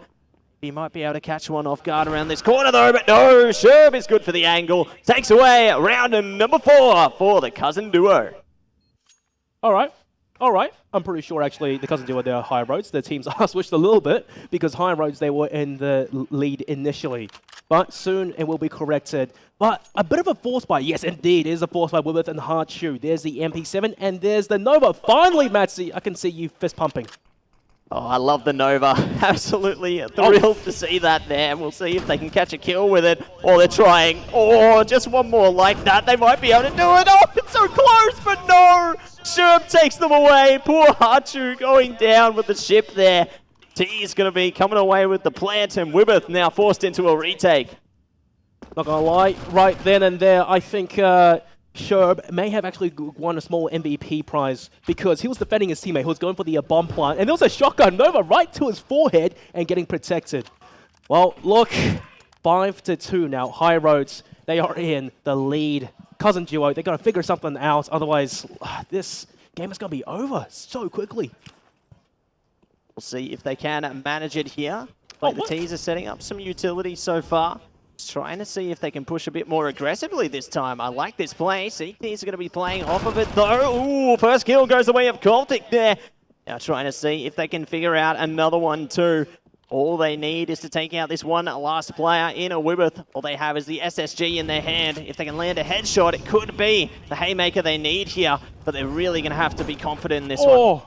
Look at the molly lineups as well. Wibeth already getting forced off the angle. The scout not being able to find any success. Now, he's fired a few shots off. They know exactly where he is. A player gets spotted. Wibeth, no util, USP, no armor. He's running his way onto the site. Sherb hot flush initially, and Wibeth trying to dance around the angle and right into the welcoming arms of Sherb. High Roads. They took the high road, 6-2.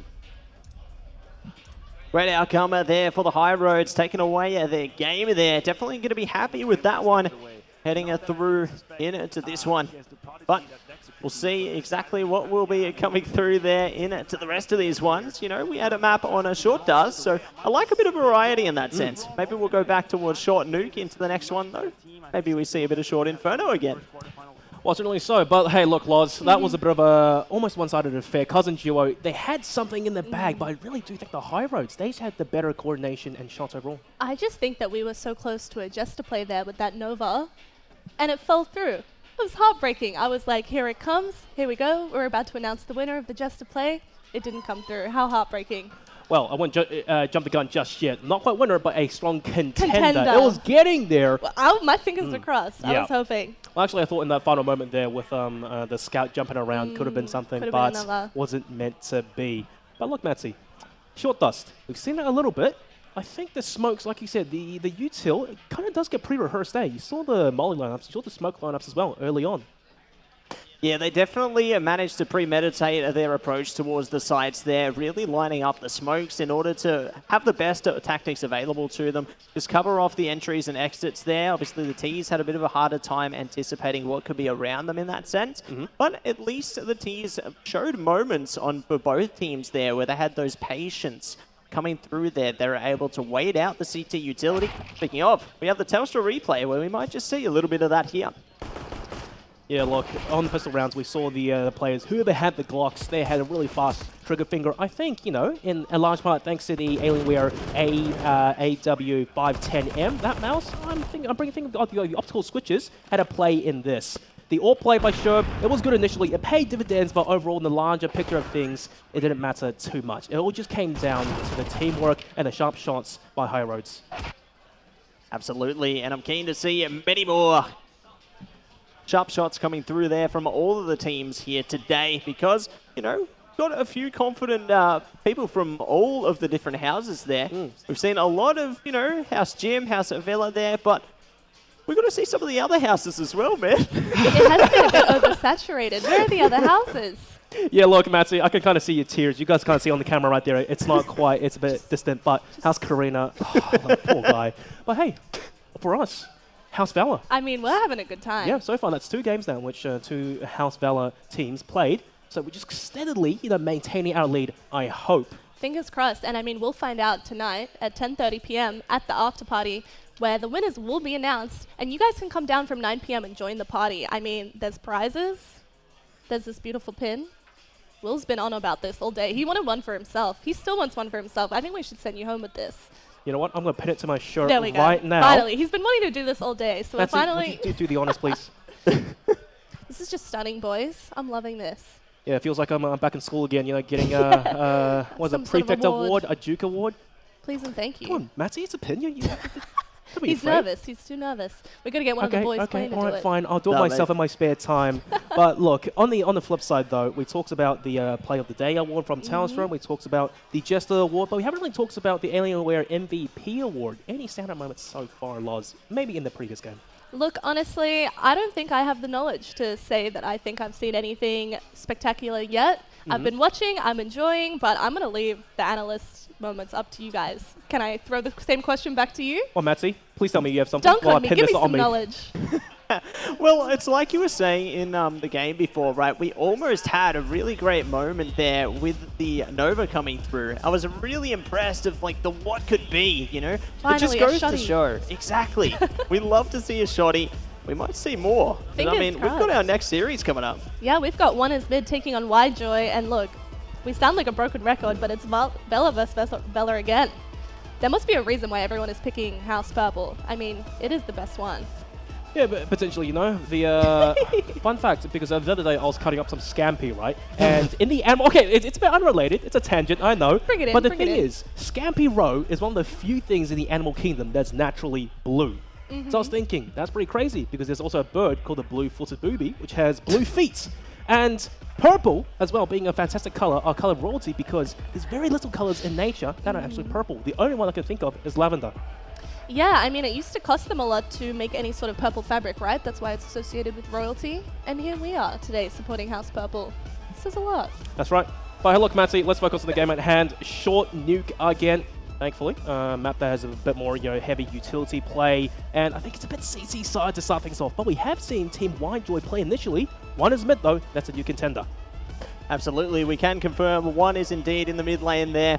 We'll see if they will be able to deal with them heading into this map here. Short nuke, you know, as you said, we saw Widejoy before, so we can anticipate that they might be able to bring their best possible series here coming into short nuke, but we'll see if it plays out to be more CT-sided, like you said, because, you know, at the end of the day, maybe some maps traditionally can be more favored towards one side or the other. However, depending on the teams approaching them, they can easily maneuver a map to turn it from a CT-sided map into a T-sided map just by their strategies.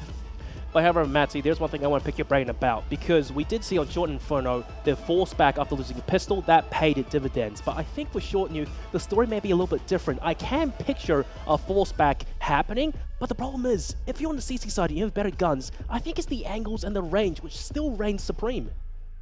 Absolutely. You can obviously play with the range at your disposal there, but I mean, if you manage to land the right couple of smokes, for example, you can easily just cut off that range, chop it in half there. You might have a battle with two players, chop down to one just because they have a smoke in front of their face. They can't assist them whatsoever. Same could be said of a Molotov as well. If they can easily just isolate those angles, play off of each other to single out their opponents, they could definitely chop up that distance game, but it's going to be really imperative they do land their utility. And it goes into what we were saying before, just the true crucial nature of the utility being so impactful. Now, when you talk about utility, right, I'm starting to think of a game plan right now. As for the CTs, obviously you can throw down your smokes, your mollies to block off the double doors and the control room. But however, as for the Ts, you have util. What are you meant to do with that? Because there's very little lineups you can throw over towards the B site without being discovered and giving away your position. So what you could do with the utility there is you can easily use it to try and bait things out. For example, if you edge your way up towards the control room stairs, you might be able to pip a flashbang through the control room window there. Maybe just make a little bit of noise just so you can get a bit of distance towards another side of the map. For example, one player maybe goes for a flashbang through that control room window, then the other just bursts out of the decom position in the meantime. Because they just avoid the flash by facing the other direction. As soon as it pops, doors open, they spray out, get all the players at their disposal. Like, there's a lot of different strategies that can go down there. Speaking of, we're going to see some unfold right now as we head straight into game. Baby Lips and Chili for one is mid, repping that team. DXC and Club Maple, they're back into it. But the CTs now playing a little bit more aggressively, and there you go. There's the window peak initially, and Baby Lips goes down to DXC on the ramp. It's all down to Chili with the clock at this distance in almost a 1v2 situation. The odds are against the Matzy. See if they will be able to make it hot and spicy with a Chili there. They do just hold it back at the moment. DXC gets the spot, takes a bit of damage for their troubles. Not enough to go down though. Chili just going absolutely crazy through the window there. It does go down to DXC in the end. It will be Widejoy to take away the first. Well, DXC getting an ace. All two of those kills. Well done, I'm going to say. One is mid. No force back coming into this round. Looking to take things a little bit more stock standard. But look, Matty, we've seen time and time again, given the short rounds you have in Wingman, you may need to force enter these rounds. Let's see if the forces will come out later, though. Looks like they're just going to hold it back this time. Play it slow and steady, safe as possible.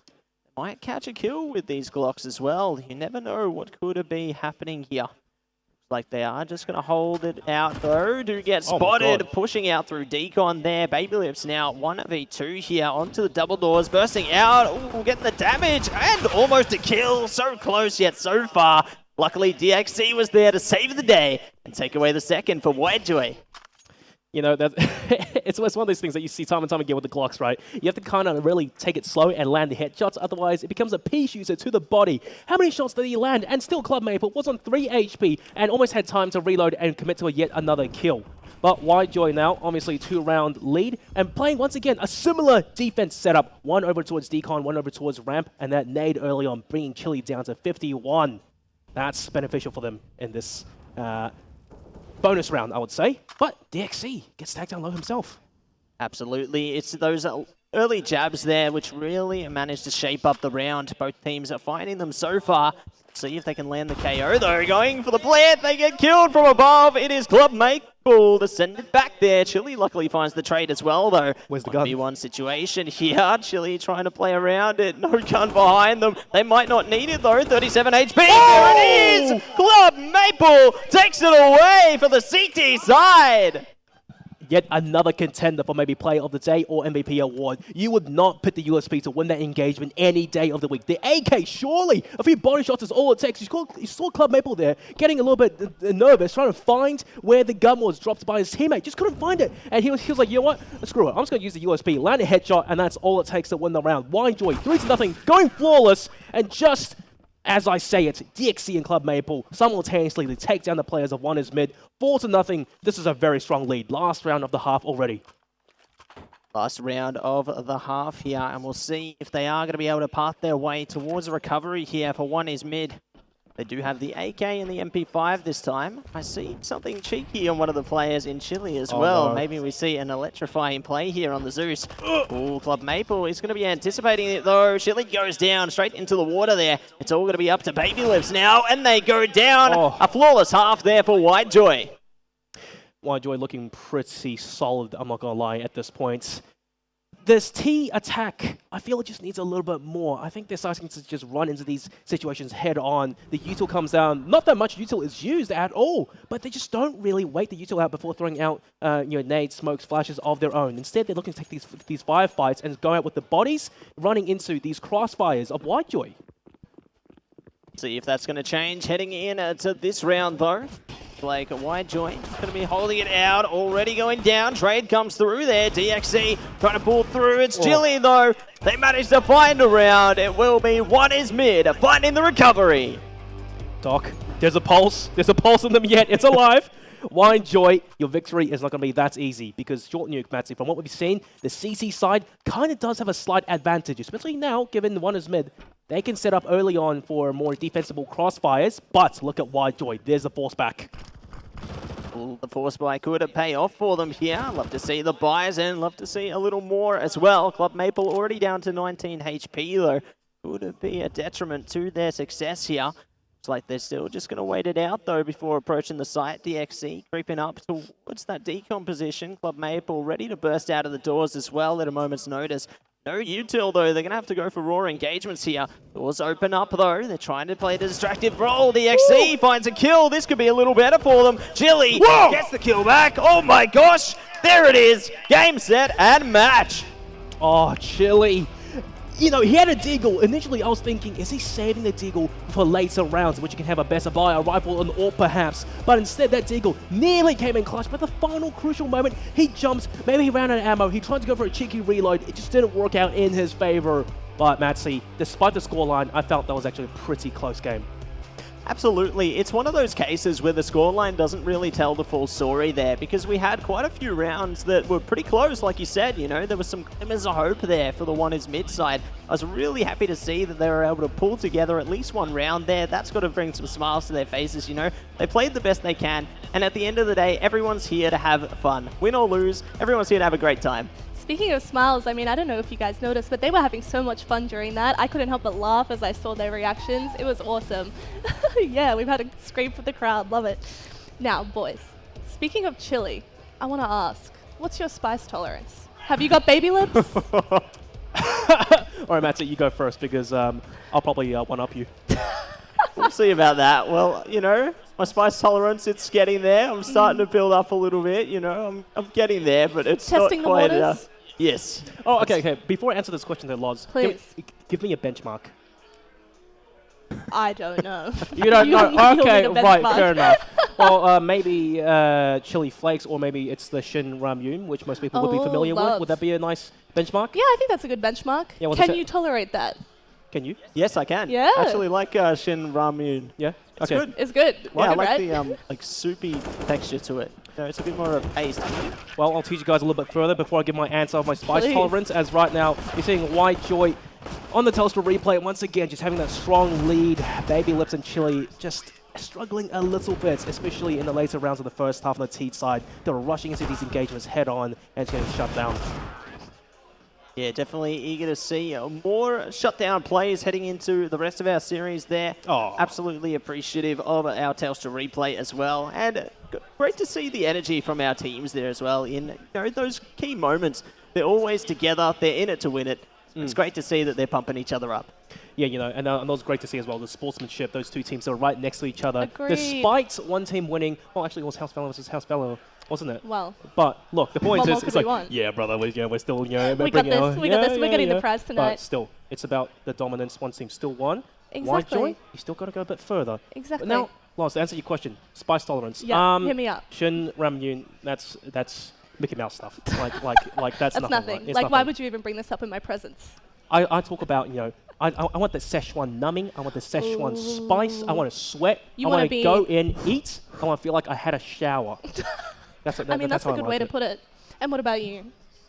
I'm not that eager on the spice, to be honest. You know, I like to You got dabble, the baby but lips. yeah, maybe a bit more towards that side of things. But, I definitely appreciate good spice. It adds a bit more additional flavor. Like, I feel like you should at least give it a go, even if you can't handle it too Oh, well. yeah, I think the yeah. flavor is well worth it. I think so. I think pushing your boundaries every time you go is a little bit more fun. Yeah. Having a go, pushing your boundaries. Sounds like the Fortress House Cup. I'm not going to lie, You Bring got it back, bring it CSGO. back. You have Dragon Ball Z fighters. Just come down here, have some fun, compete, and you could be in to win some prizes. And speaking of prizes, Matt C, what do you think? Was that a contender? A contender for one of the maybe Play of the Day prize or MVP prize just then? Absolutely. Definitely, it was really great to see that one play from Club Maple there in round number three, I believe. They managed to really pull off a good play for their team there, and I feel like we could certainly have some great contenders. It's important to make sure that we keep our eyes opened on every single match because, even the littlest thing might actually shape up to be a play in the making. Play in the making, and once again, I think that was perhaps an MVP play, I'm not going to lie, because that flick with the USP, it just screams clutch, it screams peripherals to me. Absolutely, and we'll see if there is going to be a few more just like that, I got a bit excited for a moment in that matchup, right? When I saw the Zeus come out on one of the players, come I was on, like, man. oh, surely this is Here it it. comes. Surely this is the time. But alas, it wasn't meant to be. No. It was buried in Davy Jones' locker there. Hopefully it comes back up in a shipwreck, though, heading into one of our next matches. Well, Matsy, I wish you could say it again, because if there's players in the audience hearing, Matsy wants to see in just a moment, he wants to see an electrifying play with the Zeus, We which want is a Zeus. hard. Which is hard to achieve, I'm not going to lie, especially in such a small map and in a 2v2 situation. You don't want to make it a 2v1 unless your partner is an absolute god. Well, yeah, I feel like there's a lot of gods coming out on the field today. Maybe some of them are bringing out their Super Saiyan energy, much like Shaggy, right? You've seen some more recent editions of Shaggy. Wait, Shaggy, you talk about, what's it? Oh, you know what? It's already Moving way on. past me. I don't I'm even gonna- pay attention to these titles anymore. I'm going to steal this from you, and I'm going to talk about the after party tonight real quick. Okay, go. Fellas, come on down. It starts at 9 p.m. You can be in the Alienware Arena. You can be downstairs in the tavern at 10:30 p.m. The winners of today will be announced. They will get their prizes. There's going to be a DJ all night, $10 Toki whiskey highballs, free popcorn. Please come down. Hang out with us because Fortress Melbourne is such a good time.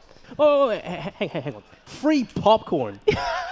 Free popcorn kernels. I mean, I like some carbs in me. I like a chicken sometimes. Just having a little bit of that. What's your favorite flavor? Of popcorn, Yeah. Just salted butter. Yeah, get the triple mouse. butter, the packs, the easy. Triple butter? Oh my goodness. Think of the cholesterol loss. I'm not thinking about it while I'm eating popcorn. I'm Alright. just eating. Fair enough, Matty. Tell me, please. I mean, there's more flavors than just, salted. You can have some Yeah. caramel flavors, Okay. and like some other ones. Some sweet. Yeah, I like the Salty sweet stuff. sweet. I got a bit of a sweet tooth. I can't do it. I can't do the sweet popcorn. It is just not for me. If I'm going popcorn, I want it salty. I want it cinema popcorn. Like, I want my lips to hurt when I eat it. Okay, a bit masochistic there, I'm not going to lie. But the thing is, sweet and salty, well, salted caramel, I mean, just saying, it's just, a nice little compromise. So hopefully we can have that on for tonight. But we'll see what happens. I'm keen to get my hands on some popcorn regardless. Me too. Oh, goodness gracious. And speaking of, the house prizes, I managed to get that pin on my shirt you at did? this point. And it was it's a little bit looking struggle. lovely. Yeah, it is, because, against this pump, I kind of lost the pin initially when it fell down my shirt, so I was getting a little bit nervous, but managed to fish it back out again and got it on me. So I feel a bit sorry that you guys don't have one to display, but hey, look, House Valor, someone has to rep them, right? Someone has to. And thankfully, there's two of us.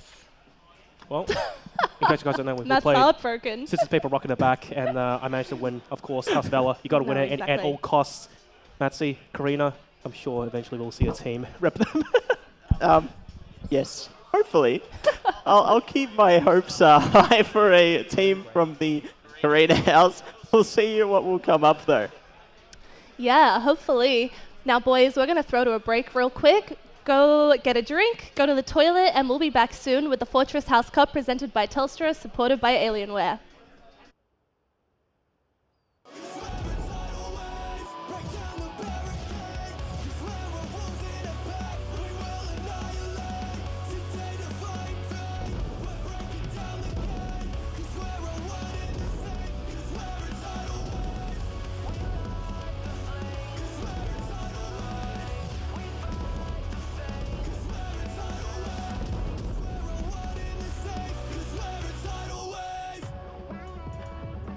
Hello, and we are finally back with the Fortress House Cup presented by Telstra, supported by Alienware.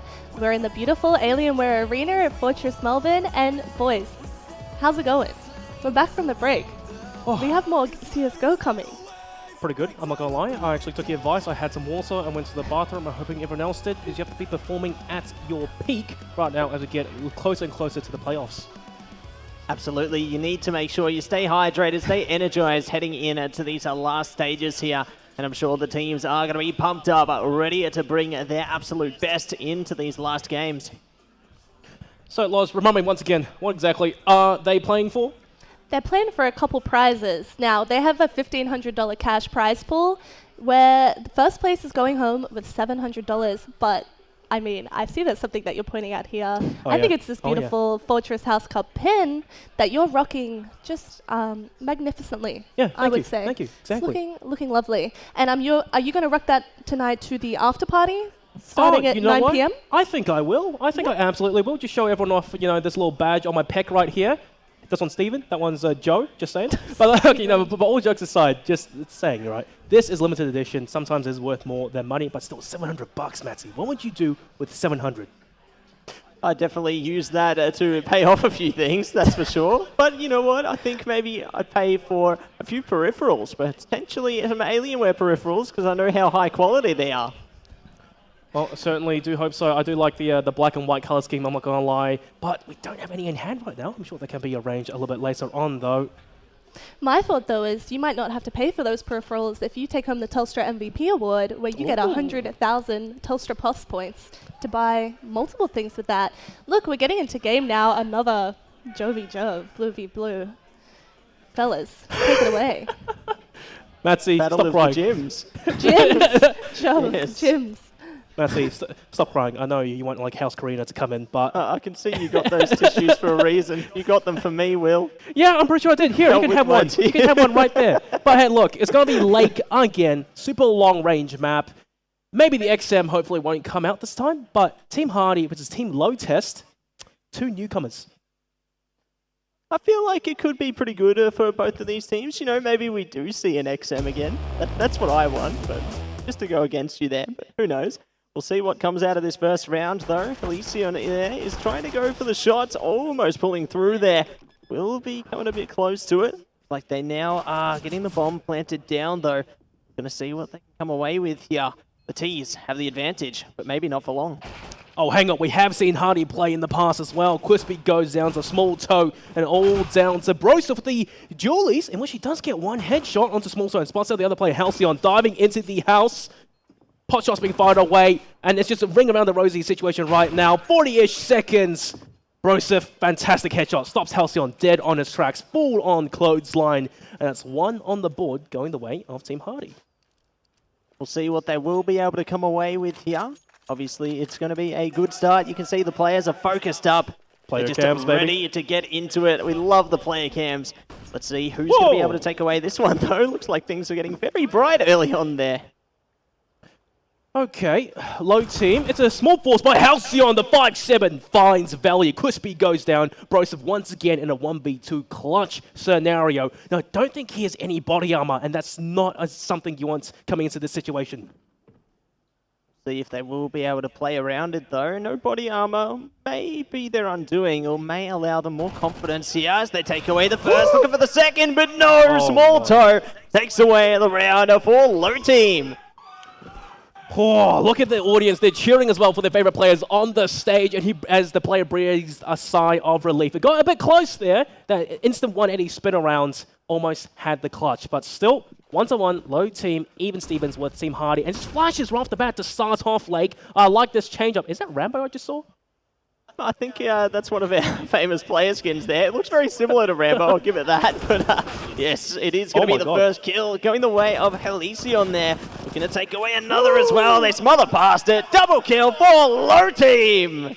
Halcyon, I'm pretty sure that's the man right there. He's happy, he's elated, and in these past few rounds, he has always been good for finding the opening frag, and it does put, once again, the other team into a 2v1 clutch situation. And the longer this goes on, the worse it's going to be, you know? Broseph, he can't keep doing this. He needs Quispy to stay alive, to get the bomb down, and they can set up properly post-plant. Halcyon, once again, good for gold. Quispy down. Broseph, let's see what you got this time.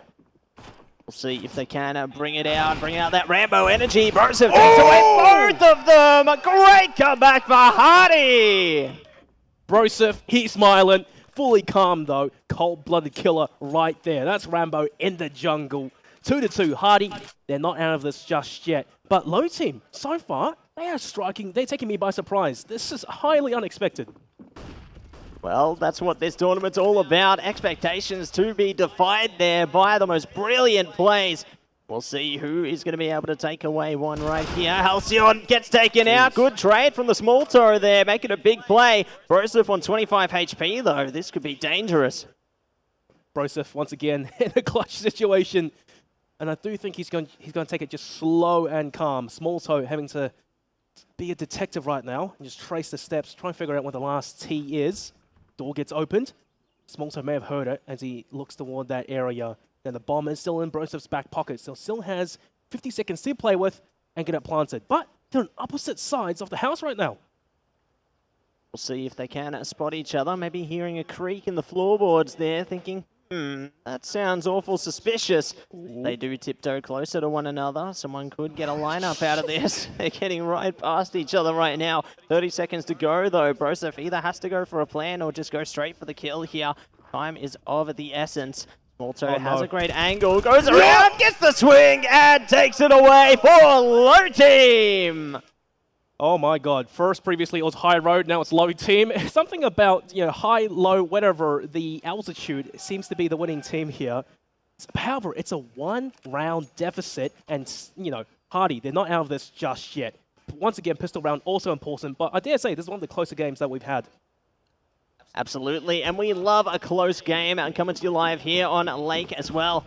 We'll see what they will be able to come up with in the second half, though, as the pistols come out in abundance. I see those dualies again, alongside the Tech 9 now on the T side. See which team will be able to land the first blow here, though. T's try and creep their way onto the side. Oh, great pick from above there. Broseph getting traded out immediately, though. Forced into the 1v1 situation here for Halcyon and Quispy. Now, Halcyon, the entry fragger, the start of round wonder versus Quispy. Who's going to find value here? The Tech-9 versus USP. No arm on both players, so one shot to hit is all it takes. But I dare say Quispy may have a slight advantage given the body armor. Can tank a couple more from Halcyon, who is just getting a little bit nervous, trying to figure out where exactly the last CT is. And so far, a very similar situation to the last round of the first half.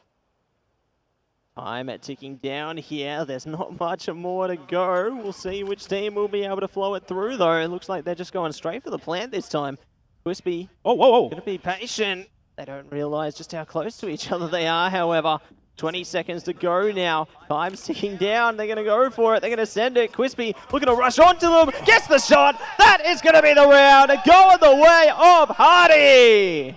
Oh my lord. Quispy literally being a home invader there, camping in the attic, and then catches that player right after he planted the bomb. The patience paid off. 3-3 now. Numbers even, but let's see the buys, because I do kind of think a force buy in this situation may actually provide value. It just depends on how low team wants to play it, and oh, well, look, Matty, look at that. It's a Zeus on a map like Lake. It's a bit big, I'm not gonna lie, but once again, home invader, be a gremlin in the attic. It may pay off. Once they get inside the house, you know, anything could happen. Maybe they manage to turn the electricity out, or they just get a kill like that. Broseph goes down there. Halcyon trying to look for another. Bomb going to be planted here. Looks like it's all up to Quispy now. Does have a nade and a couple of flashes, so can play around this. See if they do get the distance to do it, though. They tiptoe around just making sure to cover even the shortest angles, seeing if any of the Ts could be laying in wait for them. Around this corner. Around the next corner, they spot one. A good kill to come through. They know where the next is as well. Oh, Quispy takes it away for Hardy. Quispy there, I was actually really surprised. He had the better gun, absolutely, but in these close-range engagement situations, the MAC-10 surely had the advantage. All you have to do is run and gun and play the buddy system, the trades, which kind of came out, but however, it was a nade initially, and that gave away his position. Quispy, fast swings, getting that frag. Hardy, they've turned things around completely. It's exactly the kind of energy you want if you are a fan of Hardy here. We'll see if the low team will be able to steal some of that back as well. They got AK the Galil, bit of utility here. T's got their M4s and plenty of utility though, and the Zeus is on their side. Oh! Speaking of, Small Toes opened it up already for the T's. Small Toes, big foot, doesn't even care. Broseph once again in a 1v2 situation, and he's just running it up the stairs trying to find someone, but Smoke is in his way. Spots a player out from the window, and he's fast on the chase. Spots him down low, gets the kill, and 1-on-2. Broseph, 2 quick headshots, delivers the dub. Fantastically played. Well done there for the CT side. Going to be happy with that one. The confidence is shining brightly like a diamond. And we'll see if they will be able to take away another round like that. You can see they're still ever focused. Still going to be keeping their head in the game there. Oh dear. Definitely loving that. Oh dear. But look at low team. I think they're getting a little bit riled up right now. Maybe the nerves are starting to kick in. Hardy, they've basically come back 5 rounds, almost back to back. And this time, Team Hardy, this going pedal to the metal, getting such aggressive positioning. Halcyon now, 1v2. This is it. Hardy, 1 to win, 1-on-1, Halcyon versus Broseph, 2 clutch masters. Who takes it home? It could be either of them at this stage. Obviously, Halcyon are playing a bit more distance this time, waiting to see where this rogue CT could be. Broseph doing a bit of the same, staying under the house at the moment, just waiting to see where this T could come from. Bomb going to be down for the moment, not planted as yet, so Halcyon still has to consider their options as they tiptoe away to try and find them. Oh. Broseph could have the angle though. This could be the opener. This could be the moment. My goodness, the timing. 2 ships in the night, almost type big situation. And Halcyon walks down the stairs. Broseph wins that duel any day of the week. He spotted the legs first. And that's 6-3. Matsy, this game started so well for low team. They were looking good. They had the frags. They had the entries, especially Halcyon, right? Eyes on him. But however, in the second half, what happened? Hardy, they completely clean swept them. Yeah, they really managed to band together towards the end of that one, really just bringing themselves up, showing the confidence there. You can tell that they had a really great time just setting themselves up on that CT side. You know, the Ts, they have a lot of pressure to get onto the site, and with the CTs, having that ease of access there, waiting to see where the Ts might come from, setting a few traps in their path, definitely gives them a slight advantage on that map, I feel.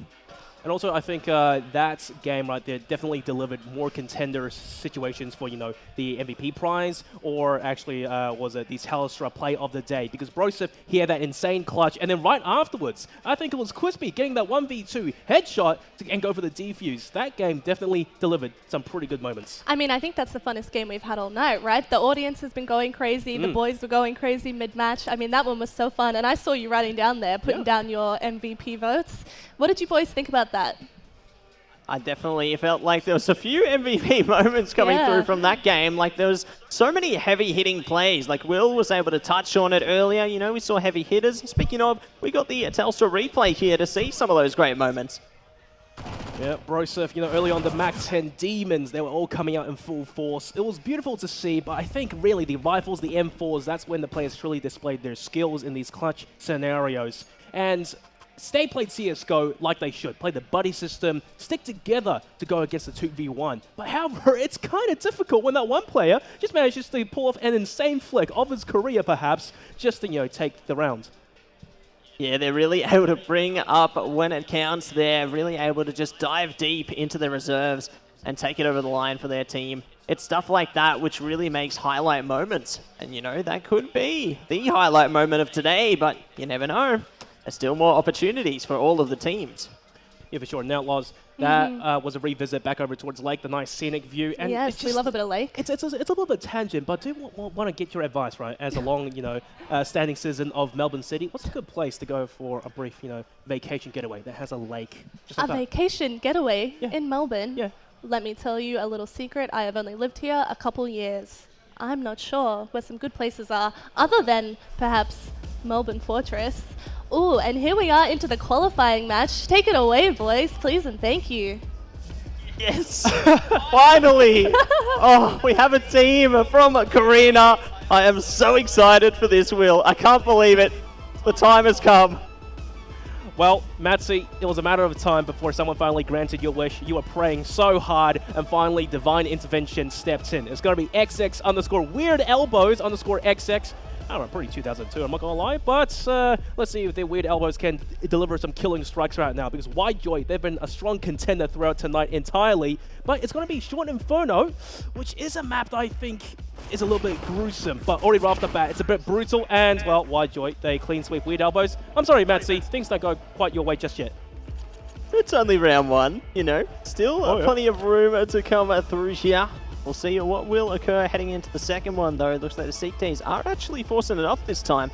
Picking up the Deagle, the Nade, they got the 5-7 as well. The T's going to be on their MAC-10s, though. With the utility to support them, definitely could create a nice opening onto the side here. We'll see how it plays out, though, as they tiptoe their way through apartments. Now weird elbows, full armor, and the Deagles. It's a bit ambitious, but no, behind them, Lucky with the 5-7, he's whipping, not the knife kill. He does manage to shake DXC, but he 180s with the MAC-10 and gets his head. How'd that just happen, Matsy? I can't believe it. That was absolute madness. Guy went full MMA on them. Definitely bringing out the mixed martial arts moves there. Certainly eager to see a few more of those heading into this round here. We'll see if the pistols work out for them, and not so far. As Club Maple sends them backing into round number 4. I think Maple, that was like a comeback message right there, saying, "How dare you try to knife me, shank me in the back? I'm gonna run right at you with the MAC-10s and completely fold both of you in half." But weird elbows this time. Chris Viss with the AWP and Lucky with the M4A4. Not a gun you see too much nowadays. But this could be the difference maker. Such a far back defensible position. And I do like this from Joy, playing together, using smokes and util to clear the common angles before they aggress onto the side. Chris Viss going up close with the AWP, and he finds value. But now, Matsy, this isn't the gun you want in a clutch scenario. Absolutely not. We'll see if they will be able to find benefit out of it, though. One shot's all they need with the AWP. AK has a bit more chances, though. Chris Viss is going to be pushing around the corner. Thinking about who could be nearby. Can they find DXC, though? Oh, the spot! They take away the kill! And that is going to be the round going the way of the weird elbows. Oh my goodness. I think DXC there, he got a little bit too into his head, trying to sit in the corner, and just in the worst possible timing, Chris Viss catches him looking the other way. That's Freelo, he gets a defuse, and not only that, he manages to maintain the AWP into the following round. Definitely going to be finding a lot of benefit out of such an expensive weapon there, and we'll see if they can catch a benefit out of it now, as both teams don the P90s, do have the AK on the T side. The Orb's still going to be prominent here for the CTs, but the Ts are cut off by a bit of fire temporarily, but, you know, nothing a little waiting couldn't benefit them for here. A little bit more fire is distributed, though, so the Ts still have to consider their approach. Now, I do like this because Winejoy, they're basically basing out the early use out from weird elbows and is leaving them with very little to play with late rounds. But Chris Viss with the AWP still on site, watching low with his player over towards Apartment's balcony. Lucky, close range, P90. That should be the money maker right there. He goes for the swing. DXC goes down. It's all down to Club Maple with the P90. And a crossfire to boot. Gets the first kill. And the AWP around the corner lying awake. Chris Viss, all he has to do is click, no flick. Bomb is on an unfortunate position. And that's just easy. Club Maple walks onto the site. No bomb. Chris Viss, 2 back-to-back clutches. A great close first half there, heading towards the second here. Definitely eager to see exactly what kind of energy is going to be delivered here first, heading in to the second one now, as we see the weird elbows pushed on to the T side, followed by Winejoy on their CT side. Like, they're not going to develop too much into it, just picking up a bit of armor this time. No kits on the CTs, though. That could hinder them. We'll see how it plays out, though, as they look to establish their presence in the pit so far. I like this double up. It might work. Thank God that Weird Elbows don't have any nades right now. Otherwise, the DXC is going to be a rough spot. How about USB shots raining out early? And he does get the final shot on the Chris Viss. Now, Lucky, 1v2, and he's just missing the bullets. Winejoy, they win the all-important pistol round. But fear not, there's still 2 more rounds to go. Weird Elbows, all they need is a good force, and they can strike back. We'll see if they play for the force here, or if they play all the way to try and match them at round 5. Certainly a lot to consider. Looks like the force is going to come out this time, though. Mac 10 and the Deagle alongside a nade here. CTs, they've got the MP9, the Bison, a couple of utility of their own there in the smoke and the flashbang. Looks like the Ts are just waiting it out for the moment, though. Waiting for the CTs to rely upon their utility before launching their assault towards the side here. Like, they're still just going to be waiting it out, tiptoeing forward through brackets now. Don't realize there could be a player around the corner waiting for them, though. Lucky's watching for it. Club Maple gets spotted. Good damage dealt to both sides. All right. Winejoy, some players are low. Damage being traded back and forth. The Deagle, however, still may come through clutch. You're joking. MP9 at that distance. Chris Viss, how's this guy still alive? Glass cannon, and there comes a team play. Lucky trying to tap away with the Mac 10. Has to swap to a Glock. This isn't that gun you want in such a close range battle. MP9, reigns supreme. Winejoy, match point, about to eliminate Weird Elbows.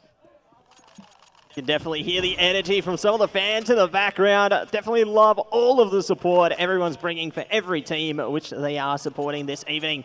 And we'll see which one will be able to take it away here, whether we see a comeback from Weird Elbows or whether Winejoy takes it right here, right now. Oh, Chris Viss goes down. Lucky, last man standing. Will they be able to do it? No! It all goes down. CTs take it away. CT's take it away, Matt C. And you know what else takes it away? Not House Karina, unfortunately. The first debut from your house, and you do go down to House Gym, but it's okay. At least they competed. They still got some points. You still get points for participating regardless of what happens.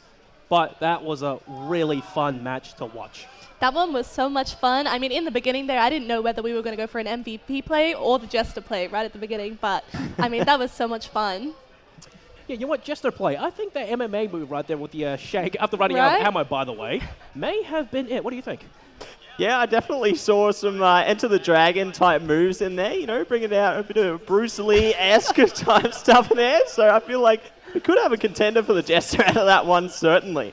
But yeah, then again, at the same time, there were some pretty insane clutch moments in that game. So I think the later we get into these stages, especially towards the quality of the playoffs, which I think that was just right there, these players are starting to really up their caliber, pulling out these insane plays. Players are warm now, no longer early day jitters. So let's check out the Telstra replay to once again get a recap, hopefully, of that Kung Fu match over towards Pits. Here we go. Oh, there this you was go. a great start. Lucky, you can't really whip those shots, man. The knife, he even gets a shank off onto DX, So close. 18 health. Oh my gosh, just too close there. Luckily, they did manage to find a bit of a comeback here, though, for the weird elbow side. I was very impressed with that elevated approach from Chris Viss there, and even finding another one through on that further round. Definitely showed a lot of confidence for the weird elbow side, but then Wide Joy, they just started to hone in on their talents again. That double up and hit just worked magnificently for them. Yeah, for sure. And, you know, House Karina, especially Chris Viss there, he may be in strong contention as well for the Alienware MVP, because those two back-to-back clutches really basically delivered those rounds over towards weird elbows. The AWP clutch first off, and the second as well, just biding his patience, not resourcing to the AWP shot, pulling a USP as well, as catching that final play with a single dink to the side of his temple. Absolutely, but we'll see if there is going to be more players coming through and more houses perhaps, because, you know, there's another house we haven't seen so far, and that's House Boots. It is House Boots, and I mean, you must have been stoked that we finally got a Karina match, but what we just saw then was a qualifying match, right? And what they're competing for is the finals tonight. This is the last day of the Fortress House Cup Season 1. So if you guys come down, there's only an hour left until the after party starts. You don't need tickets. You can come and watch the grand finals. You can play yourself. The winners will be announced at 10:30 p.m. And, I mean, they get this beautiful pin. So, I mean, you don't want to miss it. Come down, hang out, have a good time, have a drink, have a bite to eat. See some CSGO. And free popcorn as well. Of course. You know, Loz, let's be serious, right? The team's highly in contention for taking home the grand prize tonight. Well, the houses, I should say. House Gym and House Valor. We've seen those two houses perform very valiantly, and a lot of their players show up. Karina, yes, that was a very standout couple of rounds from them, but unfortunately they did fall short, and these are best of ones. And why do you think that is, that people aren't picking the other two houses? What do you think that says about you as a person? Whoa! I'm talking the hard-hitting questions I feel like here. I'm just unique. And everyone else, maybe not so much. Nah, I'm just kidding. Everyone's unique in their own way. Obviously, we did see a few more from the other houses in the first week of CSGO in week 3. Unfortunately, it's not the same today, but at the end of the day, it's great that everybody's here to play. That's the most important part, right? Coming by, having fun, fighting for your house. What more could you want? You know, House Karina, it's all about, you know, trying hard and just basically doing the best you can. Effort is what counts. House Gym, as you can see on the board right now, that's Team Hardy representing them. It's about brute force, Hulk, smash, moments, the big green, right? Lorry Drivers, House Valor, which is what me and Loz are repping right now. It's all about the calculations. It's all about the smart plays using brain power to get the dub. Now, it's going to be Short Inferno again, and these two teams, they played very well through the qualifiers, but we just saw Team Hardy play not that long ago on Team Lake, and by God, they're actually pretty damn good. They're warmed up after that one, that's for certain. Might be a little bit different, though, heading on to Short Inferno here. We'll see what comes of it, however. Early smoke, I like this positioning from Broseph above the smoke there. Looks like Quispy is going to take the brute force of that one already. VJack gets the opener there. We'll see if Broseph can take one back. They managed to get the kill. Looking to try and find another one here. VJack 1 versus 1 with Broseph. The damage is being taken so far. See if they can manage to find another shot here. But VJack pulls it through for Lorry Drivers. You know, we never managed to get like a full clarification if his name was VJack or Vijak, but it doesn't matter, right? The guy hits heads, and that's what counts. Hardy, you said they were warmed up, but they got absolutely dunked on just then. But this is a force fight coming from Hardy. Half armor, MP9s. They're looking for the fast run and gun strat. See if running and gunning will make its way through here as Quispy pushes around the corner, gets the spot. There goes down. Beaver does chomp through them there. Only Broseph left standing now.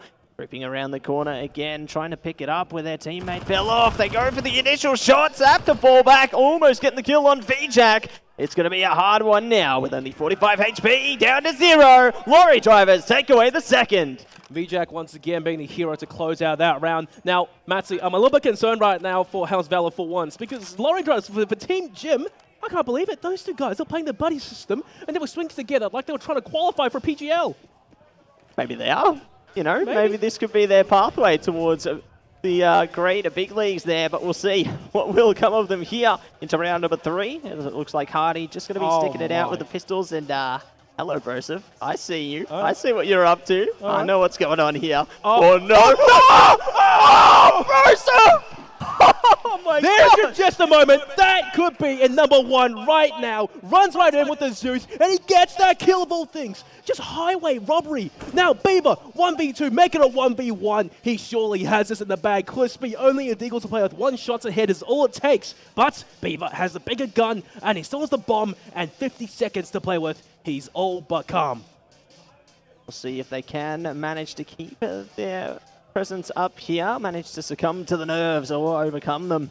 Beaver pushes around the corner. Oh, no. I like this position from Quispy there, just holding the close approach. This might work out so well for them. As soon as they hear a plant noise, Quispy can just easily swing. Oh. Beaver pushes from above though. I love this elevated gameplay onto the scooter, trying to take them out, send them straight through to the graveyard. And that will be the round going the way of lorry drivers. Okay, I'm not gonna lie, it came a little bit close there. That Deagle shot to the body brought Beaver down so low. 1 more was all it took. And that Zeus plays to start things off. Maybe it's a little bit of mental warfare, you know.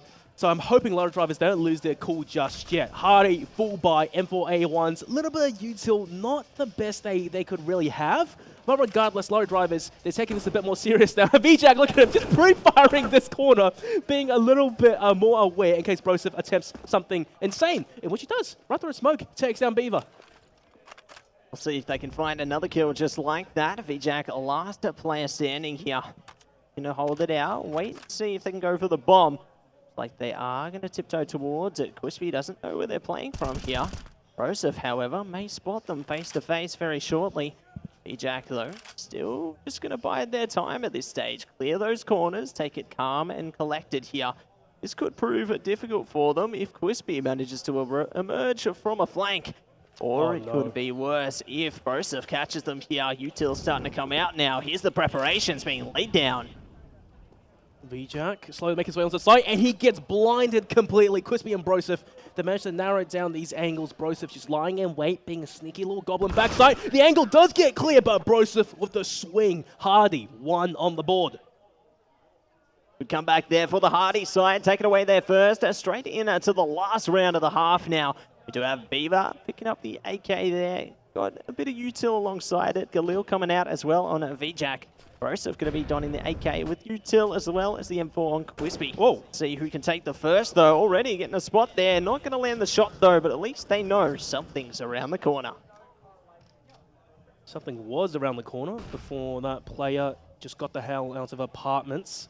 Beaver and VJack once again back to their old strat, taking it very slow. And Beaver going over towards apartments again, slowly clearing the angle, which is really maybe a bit scared almost of another Zeus around the corner, which, hey, look, I'm not going to say it's off the table just yet. It could very much happen, but absolute silence. Here comes the util, the flashes, the smokes, the kind of setup, but the early flash maybe just to bait out a swing.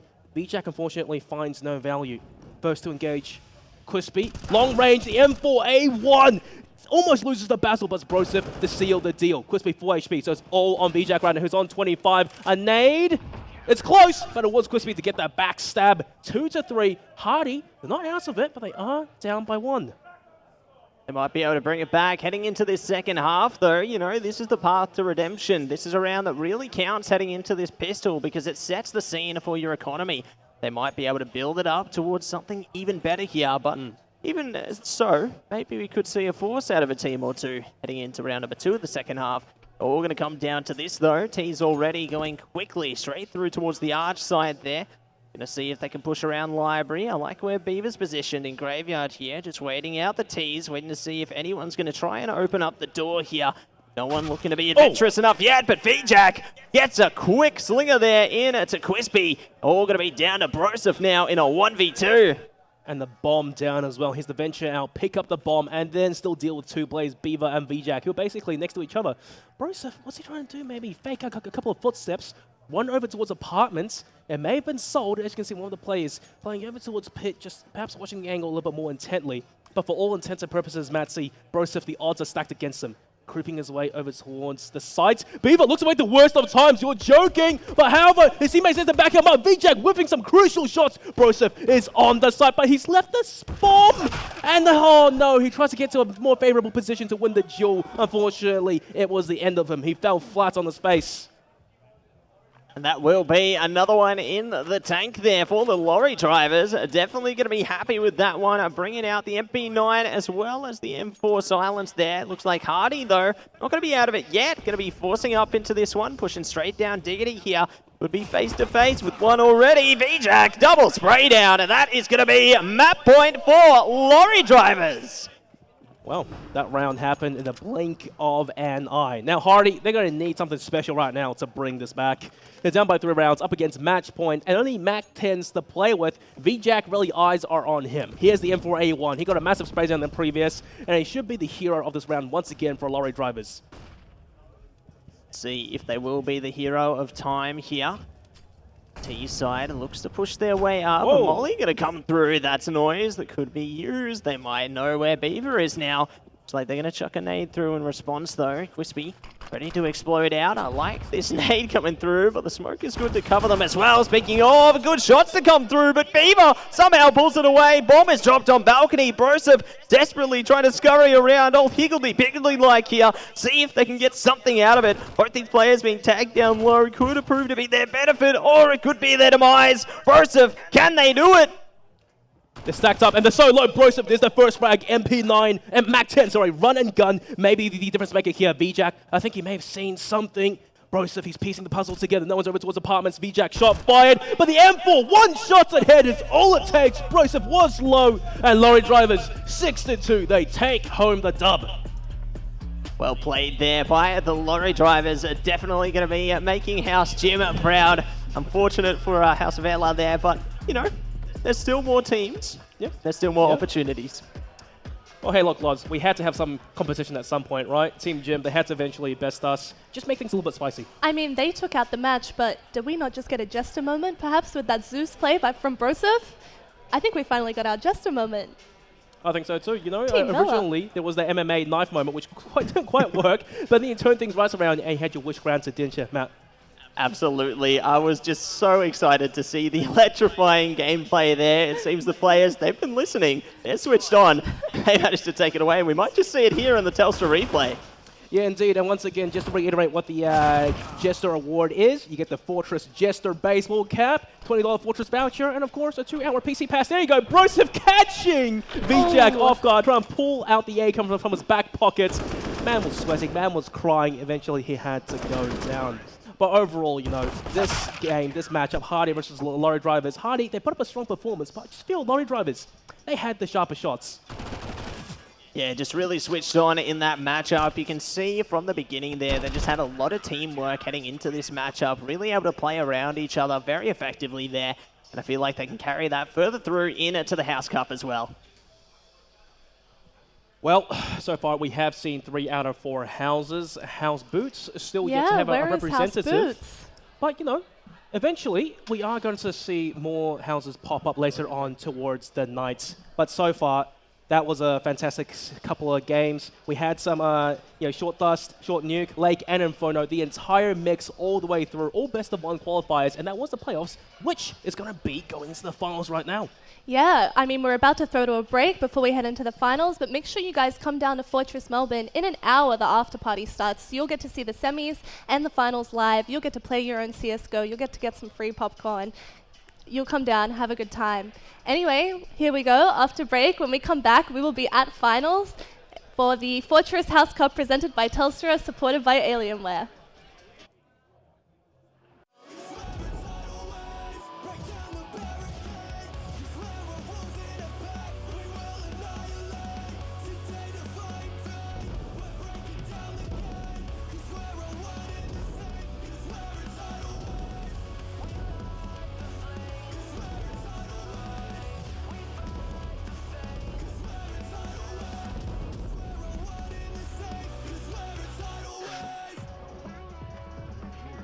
Welcome back to the grand finals of the Fortress House Cup presented by Telstra and supported by Alienware. Now we are on the last grand finals of the entire of Season 1 of the Fortress House Cup, and we have had such a good day seeing these CSGO Wingman 2v2s. Boys, are you having a good time? Absolutely. It has been a hell of an experience, to say the least. It's been fantastic all throughout the House Cup. Every week of all the awesome action. We've seen Dragon Ball FighterZ, Tetris Effect Connected, CSGO, all amazing games and all wonderful teams and players behind them. And we're about to wrap it all up here tonight. One of the teams is about to take home the grand prize, and there's so much to talk about. Do you want to take us through the prizes? Yeah, well, look, I'll talk about the prizes once again in just a moment. But once again, I want to say throughout the entire day, right, we've had a lot of good CSGO. We've had players really stepping up. And only as the nights went on, it got better and better and better. The audience, they're getting hyped up, supporting their teams. And we saw just how happy the players were, either playing on the big stage of the Alienware Arena or down low on the PCs. But hey, look, just once again to reiterate the grand prize, which we'll talk about, well, in fact, we'll talk about right now. Yeah. That's a $500 cash pool, cash prize, and the top place team, that will be getting $700, and basically cash is what you want. But look, MVPs, let's look at the smaller prizes, right? Loz, you take point on this. Well, that's it. We've got our 3 prizes tonight, right? We've got the MVP, we've got the Player of the Day, we've got the Jester Award. Let's start off with our Alienware MVP. I mean, this easily goes to Broseph. He had so many clutches today, consistent, strong performance. I mean, always down to him, and he delivered every single time. Oh, yeah, for sure. You know, Broseph, I think he was one of those players that was really stand out to me. And every single time he played, we saw him on screen. There's that Zeus kill as well. He delivered on all fronts. He was consistent, and that is the only word I can use to describe him. Couldn't agree with you more there, Will. Just really consistent, bringing up the motivation levels for their team, just really keeping the morale absolutely high. That's exactly what you need in this kind of team play. Yeah, for sure. So basically, Broseph, he'll be taking home the Alienware Peripheral Prize Pack. There's the mouse, there's the keyboard, and there's the headset as well. So man played like a beast, and he'll only have an upgrade with the new gear delivered right to him to get even better. And now, Matsi, our second prize of the night is going to be Play of the Day by Telstra. Absolutely, we do have the Play of the Day coming at you live right now. The Telstra Play of the Day, as a matter of fact, it is going to be a Club Maple here in this wonderful 1-versus-1 clutch here. Only had the USP against the AK. They managed to really dive deep in this situation, just try their very best to whittle down their opponent, and they found the perfect shot to get the job done. Yeah, one shot to the head. That's all it takes. Club Maple, you know, he once again, very much like Broseph, he played very well throughout the entire day. But however, when it mattered the most for his team, against really dire situations, right? Sure, Bob was down short nuke, and he juggled around the angle so well. Just basing out the first few shots of Chili before using the USP ball guns to win that duel. One tap to the head is all it took, and that's why Club Maple, he is taking home the Telstra 200k Telstra Plus points. Please and thank Loz, you sound really ecstatic when I said that. I just think that's an awesome prize. I mean, there's so many things you can get with that. But, I mean, we do have one more prize to go. One more award. Take it away with the Jester Award. That's right. It's the Jester Award, ladies and gentlemen. And basically, I think one moment tonight really had to take home their grand prize. And it's going to be Lucky, right? You saw him on Short Inferno. It was a bit of a messy round, I'm not going to lie. And initially, I thought they were going to win this round. Chris Viss with a couple of missed shots, and Lucky chimes in. The 570 misses all the bullets, pulls out the knife, gets the shank onto DXC, and still goes down. Man tried his best. He was basically emulating an MMA fight, going full Bruce Lee on him. Still went down. I like the entertainment. That was an absolute joy to watch. Absolutely, and it goes to show, you know, if DXC didn't react and turn around just at that perfect moment, they would have got the backstab, and that would have been the kill. So it really goes to show just how tight that truly was. They resorted to anything at their disposal there. The knife was the last thing they could think of. Yep. Unfortunately, it didn't go the way they planned. I know, right? 5.7. It's got like, what, 20 bullets in the mag, and unfortunately, with quite a few, had to resort to the trusty old steel. But look, it was a wonderful play, and as a result, we're taking home the Fortress Jester Cup, Jester Cap, sorry, I'm capping, Yes. what am I even saying? A drink card, and a PC pass. What more could you want? Come down to the Alienware Arena, go down to the tavern, play in the LAN. I mean, what? I couldn't think of anything better, honestly. Coming here and playing some games and getting rewards and wanting to come back. I mean, that's brilliant. Now, it's unfortunate that all these players, right, winning these prizes for the teams have been eliminated. Yes. But it's all right. They still go home with something. And like I said, right, first place grand champion, they do get $700. But all the eliminated teams, they are still walking away with either prize money or actual prizes themselves, like we just went over. But now, finally, Loz, it's the grand finals. Yes, it is. And look, we have our two top teams going head-to-head. We have R versus Lorry Drivers, and we have Halfman versus Yjoy. And this is another match where we're going against Team Blue, Team Purple. Yeah. I mean, that's Bella versus Jim. That's right. Hey, look, Matzy, I'm sorry, man. Karina showed up today, but couldn't go all the way. We are happy, though, Loz, right? We are very happy. Hopefully, they can take home that $1,000 extra point boost to really make sure they're the winners of the Fortress House Cup Season 1 2022. And just a reminder to everyone who competed in the past, if you are on either of those teams and you win tonight, you got to be here to get your prize. So come down and join the after party because we're going to be having a good time here celebrating, and you can get your rewards for winning. Absolutely, and I'm eager to see which team, which house will be able to take it away here this evening, because I see some familiar teams, but there's actually one team here that we see which we haven't actually seen before, the Halfmen. So I'm eager to see how they might play into this one. Speaking of, speak of the devil, and they shall appear. Yep, it's going to be the Halfmen versus Team Yjoy, Jim versus Valor on Short Dust. Halfmen, I'm hoping they can show up all right. We'll see, you know, with the power of Jim on their side, maybe we see some brute force action. Well, actually, Matzy, let me pose you this question. Do you think half the length is better, or do you think width is better? Yjoy versus Halfmen. Who are you going for? Ooh, I reckon we might go with the Halfmen this time, wow. just to spite you, you know, just to support the other house this time, because I know you two are from House Vela, so I'm going to support the other side of the spectrum here. All right, man's jumping ship. Looking to go on board with the Team Jim right now. But finally, Short Dust, we're starting things off. Halfmen, who do we have? Kipstar and Sil. Well, looks like some pretty big names there. Oh yes, Kipstar, definitely a big name. Have seen them before in the professional circuit. We'll see if they can pull off some greatness here. In fact, they can. Kipstar, great double kill there. Halfmen take away the first. All right, I'm getting a little bit concerned. I'm not gonna lie. Maybe a Halfmen is gonna be better than Yjoy, whatever. You know, I'll stop that joke right then and there. But the thing is, they're looking very happy. You said these guys have appeared in the pro scene. That was one hell of a showing. Kipstar already running in all cylinders, firing. But Yjoy, there's the force back. See if the force buy will work out for them here. Looks like Kipstar and Sil just gonna take it slowly this time. Up the ramp. DXC could be within their grasp in a moment. Still not realizing just how close they are quite yet, but they'll soon find out. Kipstar ready to take point through the other side of the tunnel as well. DXC tries to go for the peak, but Sil's good for it initially there. Leave it all up to Club Maple now with the Bison. Oh dear. The Bison versus 2, Galil and Mac-10. Kipstar still full HP. Plenty util as well for the Halfmen to play with. And Club Maple just playing as best as he can, trying to cover his back angles. There's a util. It could be in a sneaky position to strike right now. He has to get the first goal to Kipstar. There you go. The big Bison. It buys him some more time by Halbert. Spraying through blindly. Almost running out of ammo. Pulls out the USP. And still, how do you escape with that? Jumping around with the Glock. Still getting the headshot. My goodness, Matzy. That came close.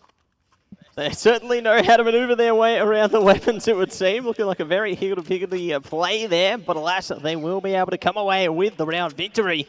Now pushing us into round number 3, we've got DXC and Club Maple on to the submachine guns again. Kipstar and Sil still remaining strong on the rifles though, trying to force their way onto the side here. Sil almost good for the first. Good comeback there from Kipstar though to trade it 1-for-1. Club Maple still has that Bison though. They might be able to find something. Oh, the timing! Kipstar looks away. Club Maple not able to take advantage. That was looking terrifying. Club Maple shoots a few Ps into the side of Kipstar and catches him walking out the back door with his pants down. Oh, Kipstar getting absolutely finessed by the PP Bison. Almost 2 rounds now, back to back. Let's see if they can even up the score here, whether it could end up being 2-for-2 here, or whether it could end up playing more into the lead of Halfmen. Looks like Yjoy have picked up the Pro 90 this time. Club Maple donning that one with lots of util. DXC holding onto the AK. Kipstar looking to go for a bit of a flank here, though. This could work out for them if their teammate plays a distracted role. Speaking of, though, DXC goes down. Good beginning there for the Halfmen.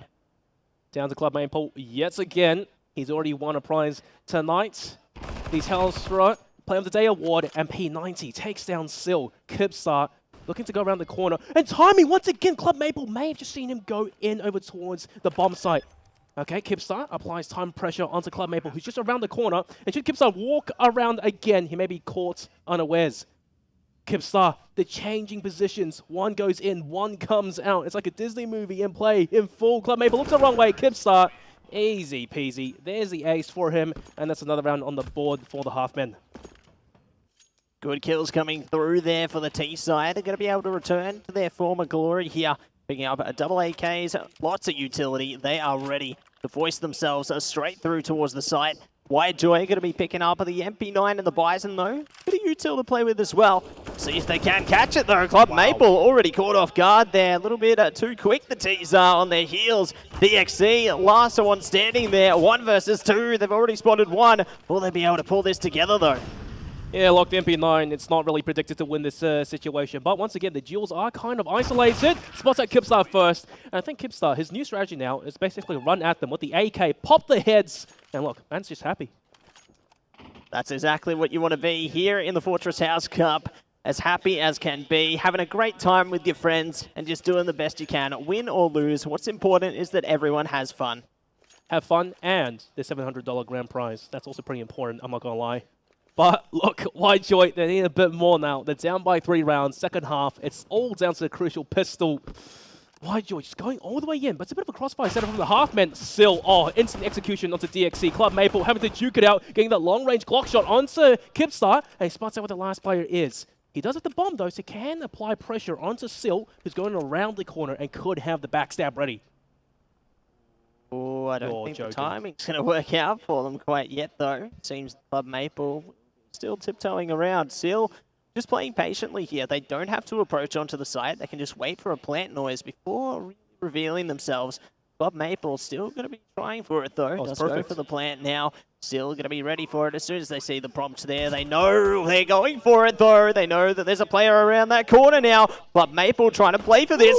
Gets the spot there. Not able to land the kill, though. They go for it. Sil pulls it together for the Halfmen.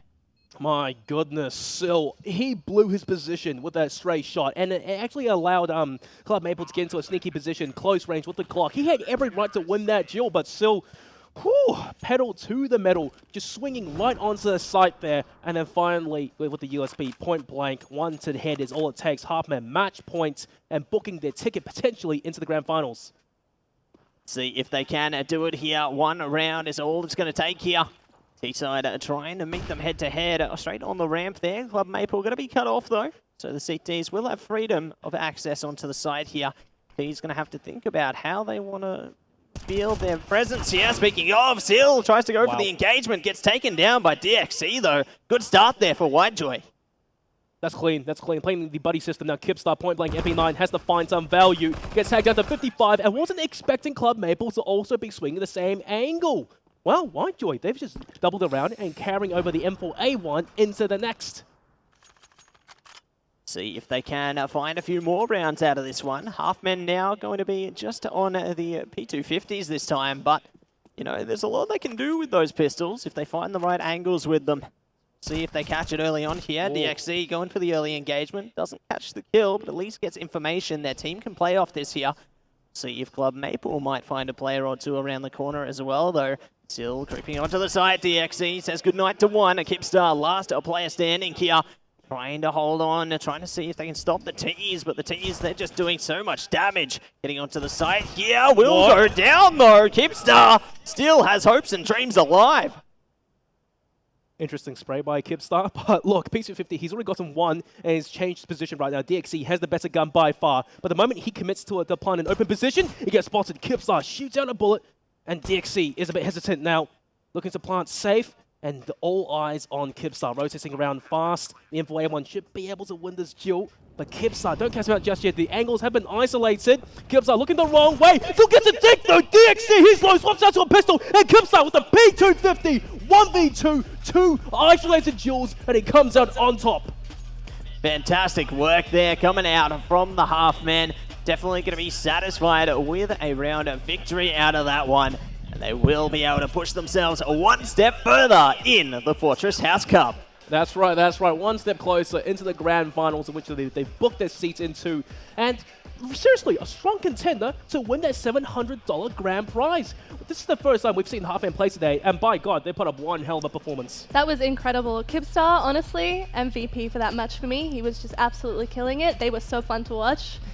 What a brilliant semis, and we cannot wait to see them again in the grand finals, versing either lorry drivers or Yeah, well, look, Kibstar, stone cold killer right there. Doesn't even react. It's like, yeah, you know what, chump change, it's fine. But let's check out these Hells for replays right now and see what Kibstar had in show for us. But, Matsy, I'm not going to lie, Guy was sharp for sure, but YGI, they put up a fight. In quite a few of those situations there, they really played the buddy system to perfection, isolating these angles and getting the sneaky timings down. Yeah, they were really able to synergize well into this series for sure there. We did see them get some nice moments there, you know, getting into those 1vx situations. Really pays to manage to pick up those first kills there. Obviously, coming away with a couple of rounds, you can show that they had the power in them. They remained ever persistent here. But unfortunately for them, Halfman pulled through. Yeah, look, in that situation right there you saw on the screen, unbelievable. Crazy. Kibstar, how do you even get that ding? DXE had a molly, and I think it's a smoke as well. If only he had committed to a reload, that could have been a very different story. Best of one, elimination, going to the grand finals. But hey, look, Halfman looks like half the size. You know what, I'm stopping that joke right now. My point is, they made it through. Brilliant, and they did that in a best of one. I mean, we have one more best of one coming up, but the grand finals are a best of three. So we're going to have them battle it out. We're going to see Halfman again. They're going to take it to the grand finals. They're going to take it all away. And here we are with our next semifinals match, versus lorry drivers. Take it away, boys. Yeah, well, look, Matsy, it's House Jim, blue versus purple, House Valor again, versus lorry drivers on short dust again. I like this map, you know, I think it's quite nice with a little bit of a intersection, T-intersection kind of situation over towards the A site. What do you think of this one, though? Yeah, it's another, you know, Jim versus Vela matchup here. I feel like heading into short dust, there's definitely a lot of good stuff to come through there. We'll see exactly what will come out of them, though. Obviously, you know, we did see some pretty good matchups earlier into the day here. We've got VJack on the side of lorry drivers there. Saw some really impressive plays from them, remaining ever consistent into the series. And I think we've seen before as well. I think Lambo or... how would you say that? Rambo? Honestly, I'm not sure. I saw these 7. I really thought that it was either going to be Rambo, Tambo, or Lambo. Now that I think about it, Lambo probably sounds the best because he's fast as heck. But I still got with Rambo, you know, because it sounds more aggressive. It was on Lake, after all, their first debut match of the night. But at the same time, just to add on to your point, lorry drivers, VJack and Beaver, they've been playing very consistent. And VJack, he would have gone for the MVP prize if it wasn't for, what's his name? Broseph. That's right. Yes. But alas, we've got many more opportunities for either of these teams to make their way into the grand final here, depending on the outcome of this matchup. Looks like they're taking it pretty calmly so far. The team's not actually advancing towards the site quite yet. I don't know what's going on there. I think maybe they're just... I think we're going to get a restart to come through. Yep. We're having word of a restart on its way momentarily. That's fine. Well, you know, sometimes things do happen. But regardless, we kind of hyped up those two teams a little bit earlier on. And, Loz, you know, you've been watching these two teams as well. Lorry Drivers versus, who do you think is going to take this one? Predictions. I want to hear them. Look, I have to go with my Vela side for lorry drivers, but I have been a VJack fan all day. He's been doing pretty good. I've been enjoying that. So I honestly don't know who's going to take this. What do you guys think? Matsy? Well, you know, like in the last matchup, I'm going to be supporting House Jim here, just to spite the both of you. You gotta make it be even. the underdog. It's like the dark horse, you know.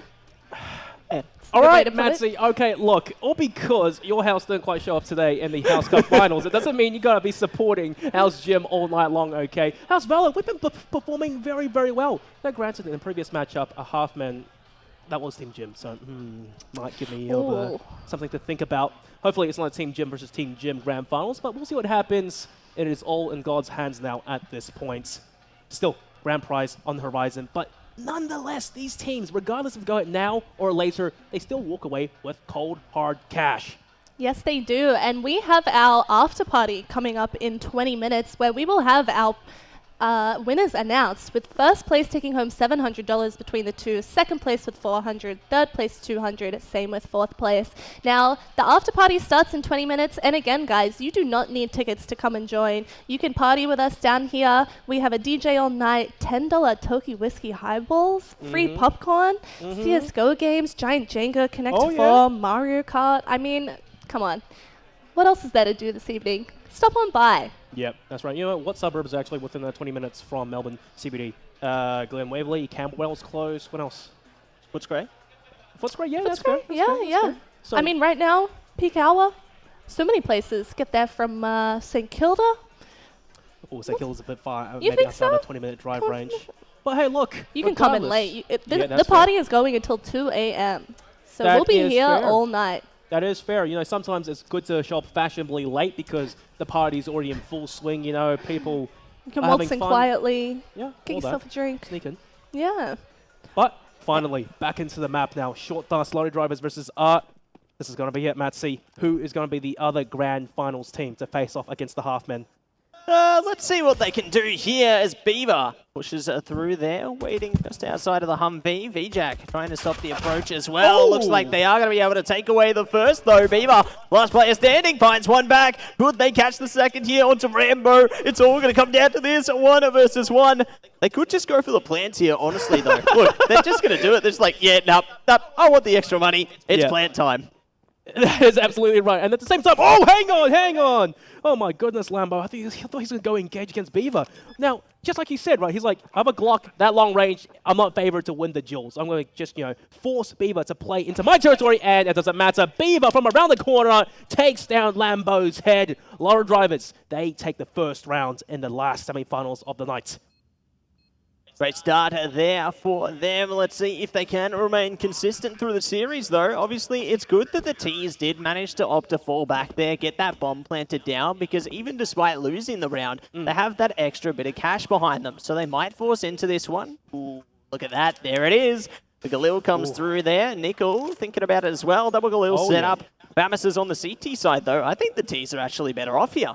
Yeah, the Galils, those first 4 or 5 bullets are basically dead accurate, and obviously headshots is what that counts. But however, the Famus, no slouch of its own Beaver. I think spotting out 2 players, dodges the flash. And it's, for all intents and purposes, it's a 2v1 engagement for the time being. It's a bit of a lineup, and unbelievable. VJack threading the needle, getting retribution for his fallen teammate. And Lambo, maybe considering the bomb plant once again, but he's holding the right angle, walks around in the worst possible timing. That's a bit of a nasty duel, and still comes out on top. Oh, 1-1. Great force by there coming out from the team of R. You can see that they had everything planned out there, and it does work out in their favor, forcing Lorry Drivers into the eco round here. Looks like they're committing a little bit to it, though. You know, a couple upgraded pistols there, the Deagle and the P250. I can respect it because there's still a chance, even if they're disadvantaged, that they might come away with something here. Looks like they already get close, but VJack is shut down. Yeah, well, Beaver. P250 gonna try and pull off a Kipstar here. I don't really think it's gonna happen though. But they are looking the wrong way. Should he manage to pull through the smoke with the perfect timing, he's gonna catch Nickel with his back exposed towards him. But Beaver walks through, finally emerging. There's 2 T players around the corner. Beaver has to second guess this, trying to bait out a couple of swings, isolate the duels. They're giving him nothing to work with though. Just hiding for all intents and purposes. Beaver, no kit, no clue. The bomb ticking away, and Lambo still throwing a nade in the other position, flashes himself. That's a kill in the hands of Beaver, but look at the last player, Nickel, just running for the hills, looks away, and Beaver picking up both kills, but he will lose the round. So unfortunate there, running out of time. The bomb will reach its ultimate conclusion and go out with a boom. And it will be taken away at round number 2 in their favor. Their economy still looking pretty well off there, so they can easily come back into this one despite losing both players. Lorry Drivers, though, they're going to be feeling confident after getting both players down there. They might play on their economy a bit more. Double M4's utility. Let's see what they can bring to the table here. Early aggression, Beaver trying to get some nasty shots off, and he does burn down to a crisp at the courtesy of Nickel. Now, VJack, one of our more consistent players of tonight as well, contender for MVP, has to basically win this 1v2. There's the first kill onto Nickel, 1v1, Lambo, AK, half HP versus a fully healthy VJack. Bakes the bomb plant, trying to bait out a swing, but VJack isn't buying it just yet. Goes around the corner, and Lambo, 1 minute to play with. He's going to just get off site, go hunting.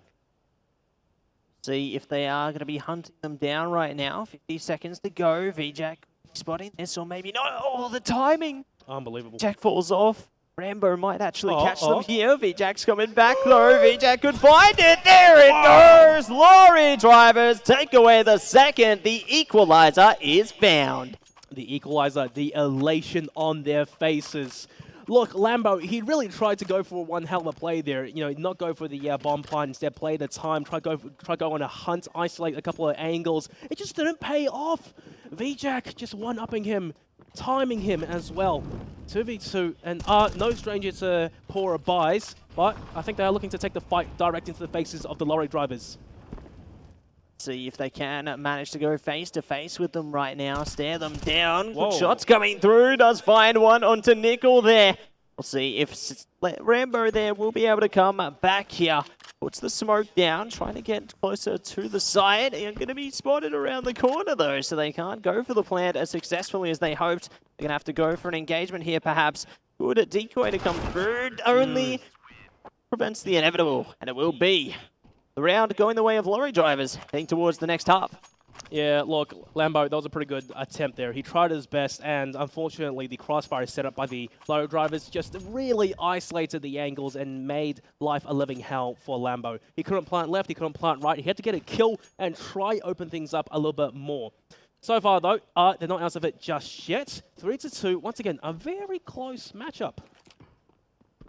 See if it gets any closer heading into the second half as well. Both teams looking fairly standard by here. Just going for a bit of armor. Beaver, though, gets the bomb straight down. Pressure already on. Nickel pushing into it. Does get the spot on VJack. Good tap to the shoulder there. Not going to be able to boulder past them quite yet, though. They're looking to work together. Go for the two-player engagement here. Beaver tries to stop them in their tracks. Is going to be supported by VJack. Also finding one there. Nickel trying to line up at least one of them. Does at least find the kill. Going to be the one-on-one situation here. They're trying to beat out VJack, but VJack is just holding on. They are just persisting through the agony here. Oh, VJack, he's just running now. The bomb is 6 away too much. No kit, no clue. Pulls at the ground, but it's fine. He's won the round. Nickel. Oh, dear. He tried his best, Master. He really did, but VJack just played the waiting game to perfection. Absolutely. Patience is a virtue there, and it will reap rewards for them. They take away a round of victory for the lorry drivers here. See if they are going to be able to take another one, as the CTs not going to be able to commit too much here. Looks like they are forcing, though. They're like, yep, let's send it. Deagle City. They've got the armor and the flashes. Let's see if they can make it happen. It's ambitious, I'm not going to lie, because we haven't really seen any crazy 1-digs tonight. But, hey, over towards the semis, going into grand finals, these players will go plus ultra and go Super Saiyan, potentially. But things stop to a crawl. Lorry drivers poking and prodding, expecting a sneaky force buy, perhaps, coming out from See if it is meant to be here. Under a minute to go now. The T's haven't planted No. yet. Oh, the angle! No! Nickel, no! They've gone down there. Beaver gets the kill onto them. It's all going to be up to Lambo here. 1 versus 1 with the Deagle now. See if they can pick it up. The angle, almost good enough. They're almost managing to do it here. Flash comes through. It affects themselves. They are going to be caught between a rock and a hard place right now. The T's, they're just waiting them out. They're just sitting comfortably here. Lambo trying to race their way in. No, gets 1 kill, but goes down in the end. And that is going to be map point for lorry drivers. Lorry drivers so close going to the grand finals right now. But my God, that moment, those whiffs are going to come haunt him tonight in his nightmares. He had the back turn against them, and he still whiffed, was it 3 shots, and managed to lose his life. I mean, sure, it's a valiant attempt by Lambo there, getting the first initial 1-dig, but 1v2, so close on site, the odds were definitely against him. Now, this is it. This is Swag 7 you wanted to see, and unfortunately, he's down to 4 HP, Matsy. Unfortunate, but you know, even with 4 HP, I'm just going to eat my words there. Say goodbye to that round. It will be game, set, and match now for lorry drivers, pushing them into the grand final. That's right, lorry drivers versus the half-men in the grand finals. Best of 3 to see who takes home that $700 line share of the prize. I'm not going to lie, though. That short dust match, even despite the kind of lopsided scoreline, was very entertaining. That was so much fun. There were so many tight fights at the bomb plant site that it was just so tight. You had no idea who was going to win. But I mean, the lorry drivers took it home. They did, absolutely. And now on the Talents for replay here, there were a few moments in which I think, especially Lambo, I want to see that Demon Whip again. It's so haunting. That could have changed the entire round. And this moment, Beaver, fantastic play. Getting those final 2 kills, unfortunately losing the round. Yeah, there were some really close moments all throughout the series there, honestly. You can see even this one, just playing around the Humvee there, finding them, underneath the Humvee sometimes. I remember that one player in CT Spawn getting cheeky shots in there. In this round, though, obviously seeing the CTs try and band together to pull something out of the hat there. Oh, no. Obviously into this one as well. 2, 3. Before the disaster. It's painful to watch, but look, regardless of the valiant attempts, they still are walking home with money in their pockets in a respectable 3rd to 4th place. So it's not too bad.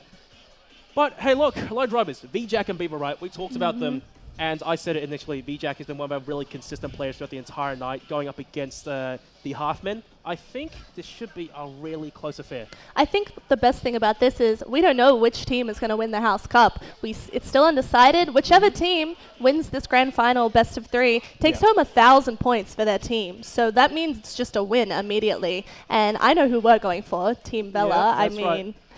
You stand in that corner, Matsy, all right? Just saying. At least your dream came true. Well, our dreams came true. That's going to be a blue versus purple grand finals matchup. But the thing is, to reiterate the house standings once again, Bella, 5,425 points, and Jim, 5,400 points at the start of the day. Grand finals, 1,000 points. So, as cliche as it is, one team literally will get the final boost to go above and beyond. Yes, they will. And if you were on one of those teams, you played previously at one of the house events, you got to be down here at the after party to get your prize. You have to be here in person for our after party that starts in less than 10 minutes. It's free entry. The winning house will be announced at 10:30. So we've only got an hour and a half. We've got 3 more games, an hour and a half. We'll find out who takes home Season 1 Fortress House Cup presented by Telstra and supported by Alienware. That's right. Now, Matty, I've got to ask you, $700 grand prize, right? $350 between 2 people. What would you do with $350? Well, I feel like I would definitely be sure to get my hands on some Alienware peripherals there. Maybe get one of those 7.1 surround sound headsets. Maybe even get straight into the mice section as well. Honestly, you can get your hands on a whole peripheral pack there. I can see someone in the crowd saying, "Notice me, Senpai." Senpai's noticed. Senpai has definitely noticed there. Big love on the energy of the crowd, that's for sure. All right, Matsy, he said Alienware peripherals, maybe man needs to upgrade at home. What about you, Loz? $350. Honestly, I think I would go downstairs to the tavern at Melbourne Fortress and buy myself a pizza because a pizza. They got good pizzas here. I'm hungry. I want a pizza. I want a drink. I want to enjoy some more rounds of CSGO. All right, fair enough. What are you spending $350 on? Well, just to say, $350, go downstairs and get a pizza. You could buy yourself 50 pizzas with that amount of money. I'll buy pizzas for the whole arena. Is that a promise, or you just take it back? What? I ain't here with $350. Oh, no, that's true. That's true. I'm talking about half-men or lorry drivers. Half-men. Well, whoever wins the grand final. Please, we're so hungry. Please. But okay, look, for me, $350. What would I do? Yeah, what I think I should go buy a jacket because it's going to get pretty cold tonight. It is getting so cold in Melbourne, is it not? Winter is coming, honestly, and it feels like winter's here already, but it's not even here yet. I'm terrified. It is a cold one. Matsy, that joke, that phrase is like 3 years almost out of date from the George R. R. Martin books. But regardless, eventually one day he will release the final eulogy of the entire series. If only make up for the sins of the TV show. Oh, well, let's not get into that. Let's not. That topic, because Matsy's already been having, an absolute bang of a day today with his house going up once and getting knocked out. But hey, look. It's not at the end of the world, is it? I've got a new house now. Oh, you got a new house? Yeah, you've joined Jim. He's moved over towards House Jim. Team Blue. Now, Matsy, Season 1 about to conclude. Season 2, though. What would you be expecting coming out from Season 2?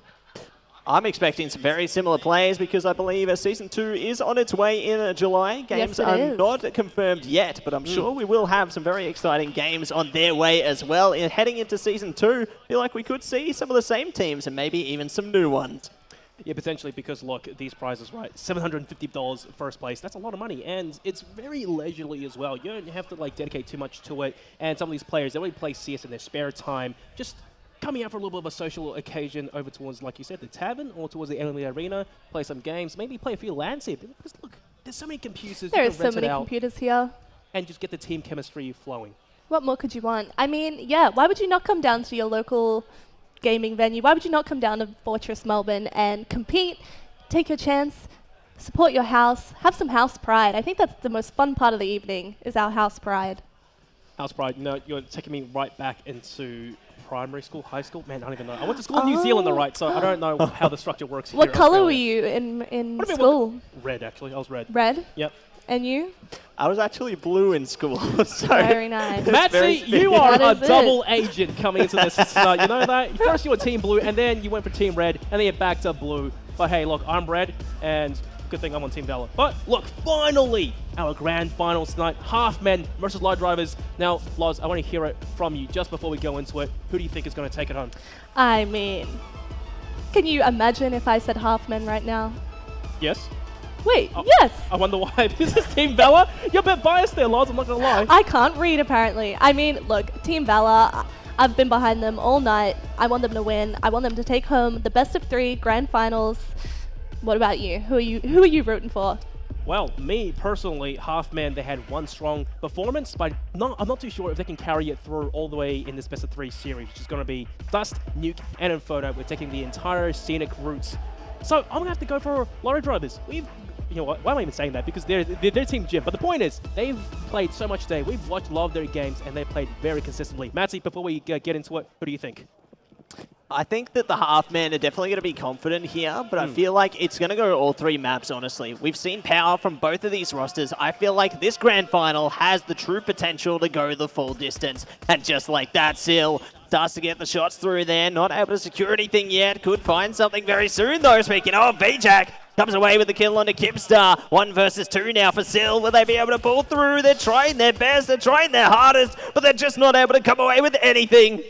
Oh, Sil just going right in there. It's a bit of a crossfire situation. Beaver on bomb. VJack around the corner. Still fantastic headshot. 1v1 Beaver is a little bit nervous now. Juking around the box. Beaver shuts him down. And the crowd goes wild. Lorry Drivers, they take the opening pistol round. Great start there for the Lorry Drivers. Definitely going to be bringing up the spirits here. Heading in to map number 1 of this grand final. And we'll see if they will be able to carry that through into round number 2 as well, as it looks like the half men are actually forcing it up. MP9's on them. They got the flash and the grenade as well as a bit of armor. Let's see how it compares into the Galils as they already get some shots through, and that's a kill for Kipstar. Beaver trying to get onto the site though. Seal almost falls, but remains ever strong on 22 health. I think throughout the entire night, right, on these Wingman matches, the force buy after losing pistol has to be the play. Sometimes you can catch your opponent off guard, but most of all, just having the extra firepower to back yourself up in how many little rounds there are in Wingman, you need it. You cannot afford to let any rounds go by the wayside. Absolutely not, because every round counts here. See if they are going to be able to come away with this round at 45 seconds to go. Beaver's just waiting for the CTs to potentially push into them, but CTs, they're not biting this time. They're not taking the bait. Yeah, speaking of, Beaver does find a kill back there. All down to Kipstar now. They've got the MP9. The angle is great, and the kill is greater. 1-1 scoreline. They even it up. They absolutely do, and Kipstar getting that free upgrade as well. The Galil 1-1. Well, this grand final is already delivering. Full buy, however, coming out from the half-man Lorry Drivers. Going to be Deagles, no armor. I don't know, Matsy. It could work, you know. Okay. Maybe they find something out of it. Speaking of, Kipstar says, no, you're not going to find anything. Does take down both players, and it will be half-man with round 2. Well, Kipstar does realize that it's 2v2 Wingman, right? So far, he's been going on a one-man rampage, just taking down these players, hunting for those eco-frags. The homing missile managed to stat pad a little bit, I suppose. But regardless, they were poised to win that round, simply because they had the better guns, Lorry Drivers, an AK, and 1 Galil. Oh dear, VJack, surely he would have been able to afford an AK. Fortunately, not this time. I think utility is going to be a bit more crucial here. VJack does catch a player. Almost the kill. Beaver good to come away with it, though. Still, last player standing here. 1 versus 2 situation. Edging closer to the side, so the T's are going to have to go through them. Beaver tries to go for it, but still pulls through almost for 2. VJack takes it back. 2 for 2 now. They even it up again. Oh my lord, VJack, he was pulling his gun out. Still, I thought he was going to win that 1v2 situation, but the Galil, over towards the end of the magazine, this recoil started to go out of control. It's just one of those things in CSGO. 2-2, full buys out on both sides. But it's a really aggressive swing coming out from the lorry drivers. Kipstar jumps on top of the car, manages to do some damage, but I think won't fall back. However, he bites off more than he can chew as VJack tears his head right off. See if Sil will be able to pull some magic together for their team there. Last up player standing here. Just trying to see if they can spot the T's edging their way to the site. No one revealing themselves as yet, though. The T's have plenty of time to play with. If they play together here with their utility, they can easily position themselves for the side take here. Still creeping around these corners, though. Could be a nuisance to them. Speaking of, VJack pulls away with it, spots the head, and says, "Peekaboo, I see you," and takes it away. 2-3 at the half. That's clean. VJack, he has been consistent all night long, and he is not putting any stops into his gameplay just yet. Once again, maybe I'm starting to have just a second doubts. This guy could have got the MVP prize. But hey, look, Kipstar, like you said, a player who's dabbled in the pro scene, kind of getting one up to it just a little bit because he was going on a one-man rampage. But at the same time, lottery drivers, they're playing together as a team. Teamwork makes the dream work, Will. That's the way the saying goes, and we'll see if it is going to pay true here. VJack gets a few shots through there, looking for a few more. The T's, they're ever keen on this one, trying to go straight for the kills. Do manage to force the CTs away from the side, and even more so. Great shot there, done up by Kipstar. Last player standing, Beaver now. 1 versus 2, they spot 1. The T's not giving them a chance to think here. They're just going to have to do it. Send it onto the side. Beaver still trying to find them, though. Beaver having to play against a couple of these players, but having the ladder rungs, it does get stepped upon, and still just jumping around like an absolute acrobat.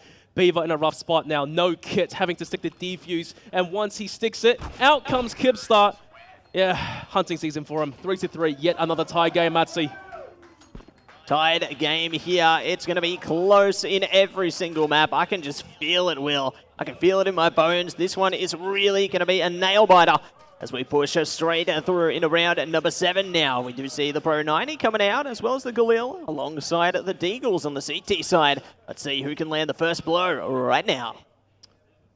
Well, lorry drivers, last time that they tried this, didn't quite go so well. Damage was done, though, but still looking the wrong way. One dig by Beaver. That's what you like to see now. Kipstar, 1v2, has the Galil. It's the big boy gun versus 2 players of lorry drivers, no armor. Everything slows to a crawl. He has to go hunting. See if they can hunt them down here. Kipstar does get the spot onto 1. Looking for the second. Will be able to pull away with it. Singling away 1. VJack still going to be alive, though. 51 seconds to go here. Kipstar heading towards the site now. Think maybe they can get a plant down. They're still looking around the corner. VJack nowhere to be found. They're batting it out. VJack not playing into this one. Still just tiptoeing their way forward, trying to see if they can spot them. Oh. Kipstar prepared, takes it away, and that is another round now for the T's. Okay, look, as good as that was, right, you gotta say, those 2 CTs, they kind of had to play together. The bomb was down, they had the advantage. Let Kipstar go for the aggressive play, get the bomb down before they play the buddy system retake. Unfortunately, the opposite of those long-range yields of the Deagle, it was ambitious, it didn't quite pay off. Half men, 4-3. Now, into this round, just a bit of smokes, a bit of a util execution coming out from Kipstar, and still bomb to go down early. No kit on the lorry drivers, they have to go fast. Let's see just how fast they can go, whether they can put their foot on the gas tonight. See if they can race through towards a round here. Looks like the CTs are waiting for the angle, trying to strangle something through the box there. Not going to be spotted yet, although they could be soon. I like where this is going here, but still emerges from the shadows. Kipstar around the corner. Oh, just like that, a double kill for the lorry drivers. Oh my gosh, would you look at that? They strike right back. Kipstar, pro scene, yeah, no way, not here, not in the Fortress House Cup. You may play 5v5, but this is 2v2, a completely different beast, baby. Absolutely. And we'll see what kind of energy is coming through right now from the teams as it evens up 4-4 here. See which team can pull ahead with map point here in the first one. This is certainly getting as close as it can get. tease. Oh! A bit of a disadvantage, and even more so now with the nade stack. Good trade to come through there, though, from Kipstar. Does manage to open it up 1-for-1 now. VJack versus Kipstar. Who will be able to pull through in the end here? VJack has no head armor. That could be the difference maker in this situation. The Gill at distance, one shot is all it takes. 35, well, 27 in the magazine for Kipstar, to be precise. And VJack just ducking down. They could be going for a long ray round backstab here. But Kipstar is systematically clearing all these angles before he commits to a bomb plant. But he may be overthinking it just a little bit. This may allow VJack to get into a sneaky position early on and sets up to deny the plant. Or they could just play a game of Ring Around the Rosie, you know? It seems like they're really maneuvering around the whole side at this point. VJack does get the down though. Oh, Kipstar pulls away with the kill. That is map point going the way of Halfman. All the way from downtown. I can't believe I jinxed it. No head armor. A dink could have saved his life right then and there. Low drivers, though, they are still in it. This could go over towards a draw, potentially. I hope not, though. But look, M4s versus AK, and then the M4 still starts it off. Beaver goes down. VJack, you've been consistent all night. Now or never. You have to go large. It's now or never, as you said there, Will, and we'll see if VJack has the will of fire in them, whether they can peek into this, get a double. There goes one. Still around the corner, though.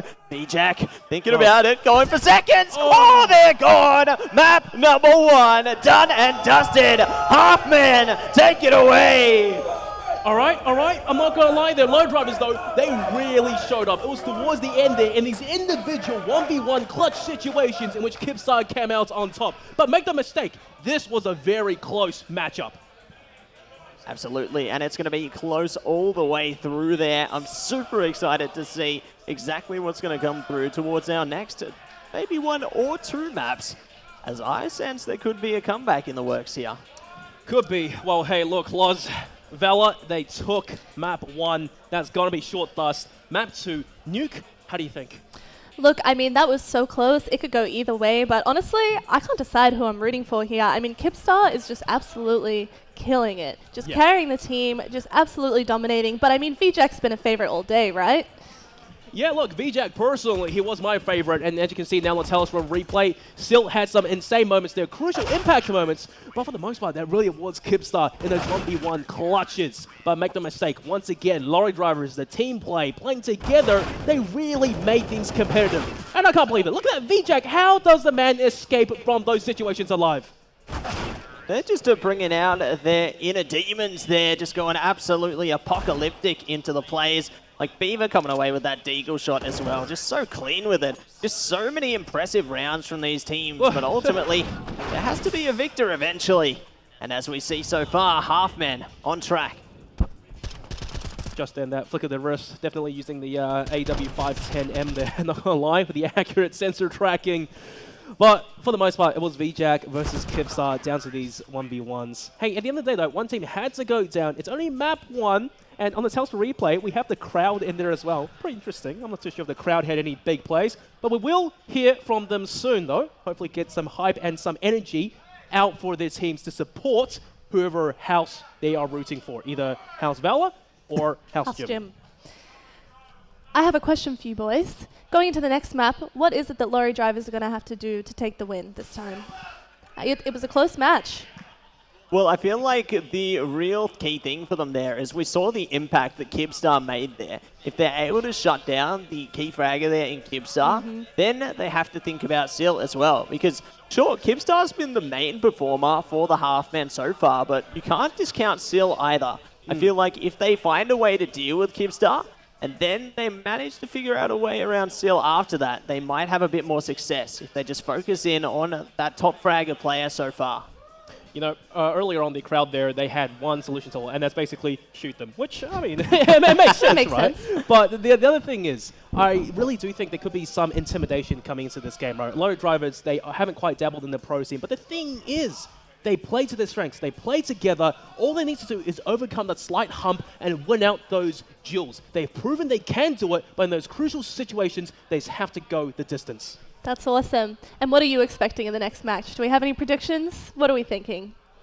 I'm feeling, honestly, like a lorry driver's comeback. Well, that's what I want to happen because I want to go to map 3, right? Take it all the I way. want this to go exactly all the way, and it looks like we are going to start things off right away here. Good, a little head just to come through there. Beaver, take it away, a double kill there for the half-man. They start off with a bang. I think it is the lorry drivers, as a matter of fact, on the CT side.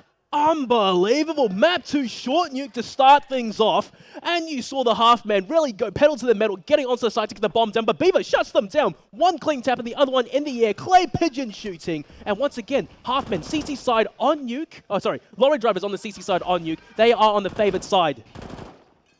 See if they can find a lot more confidence there on the rest of their CT side. Lorry drivers starting off with a win there. Certainly going to bring up their spirits. See if they can stop the Deagles here, though. Kipstar still trying to push their way through Decon as well as Control now. Oh my god. Kipstar finds one through Decon, or as a matter of fact, the double doors will be fought back, though. We'll see if they can find the rest of this one. VJack trying to switch it out there, but still pulls through with it. Half-man take it away, 1-for-1 now.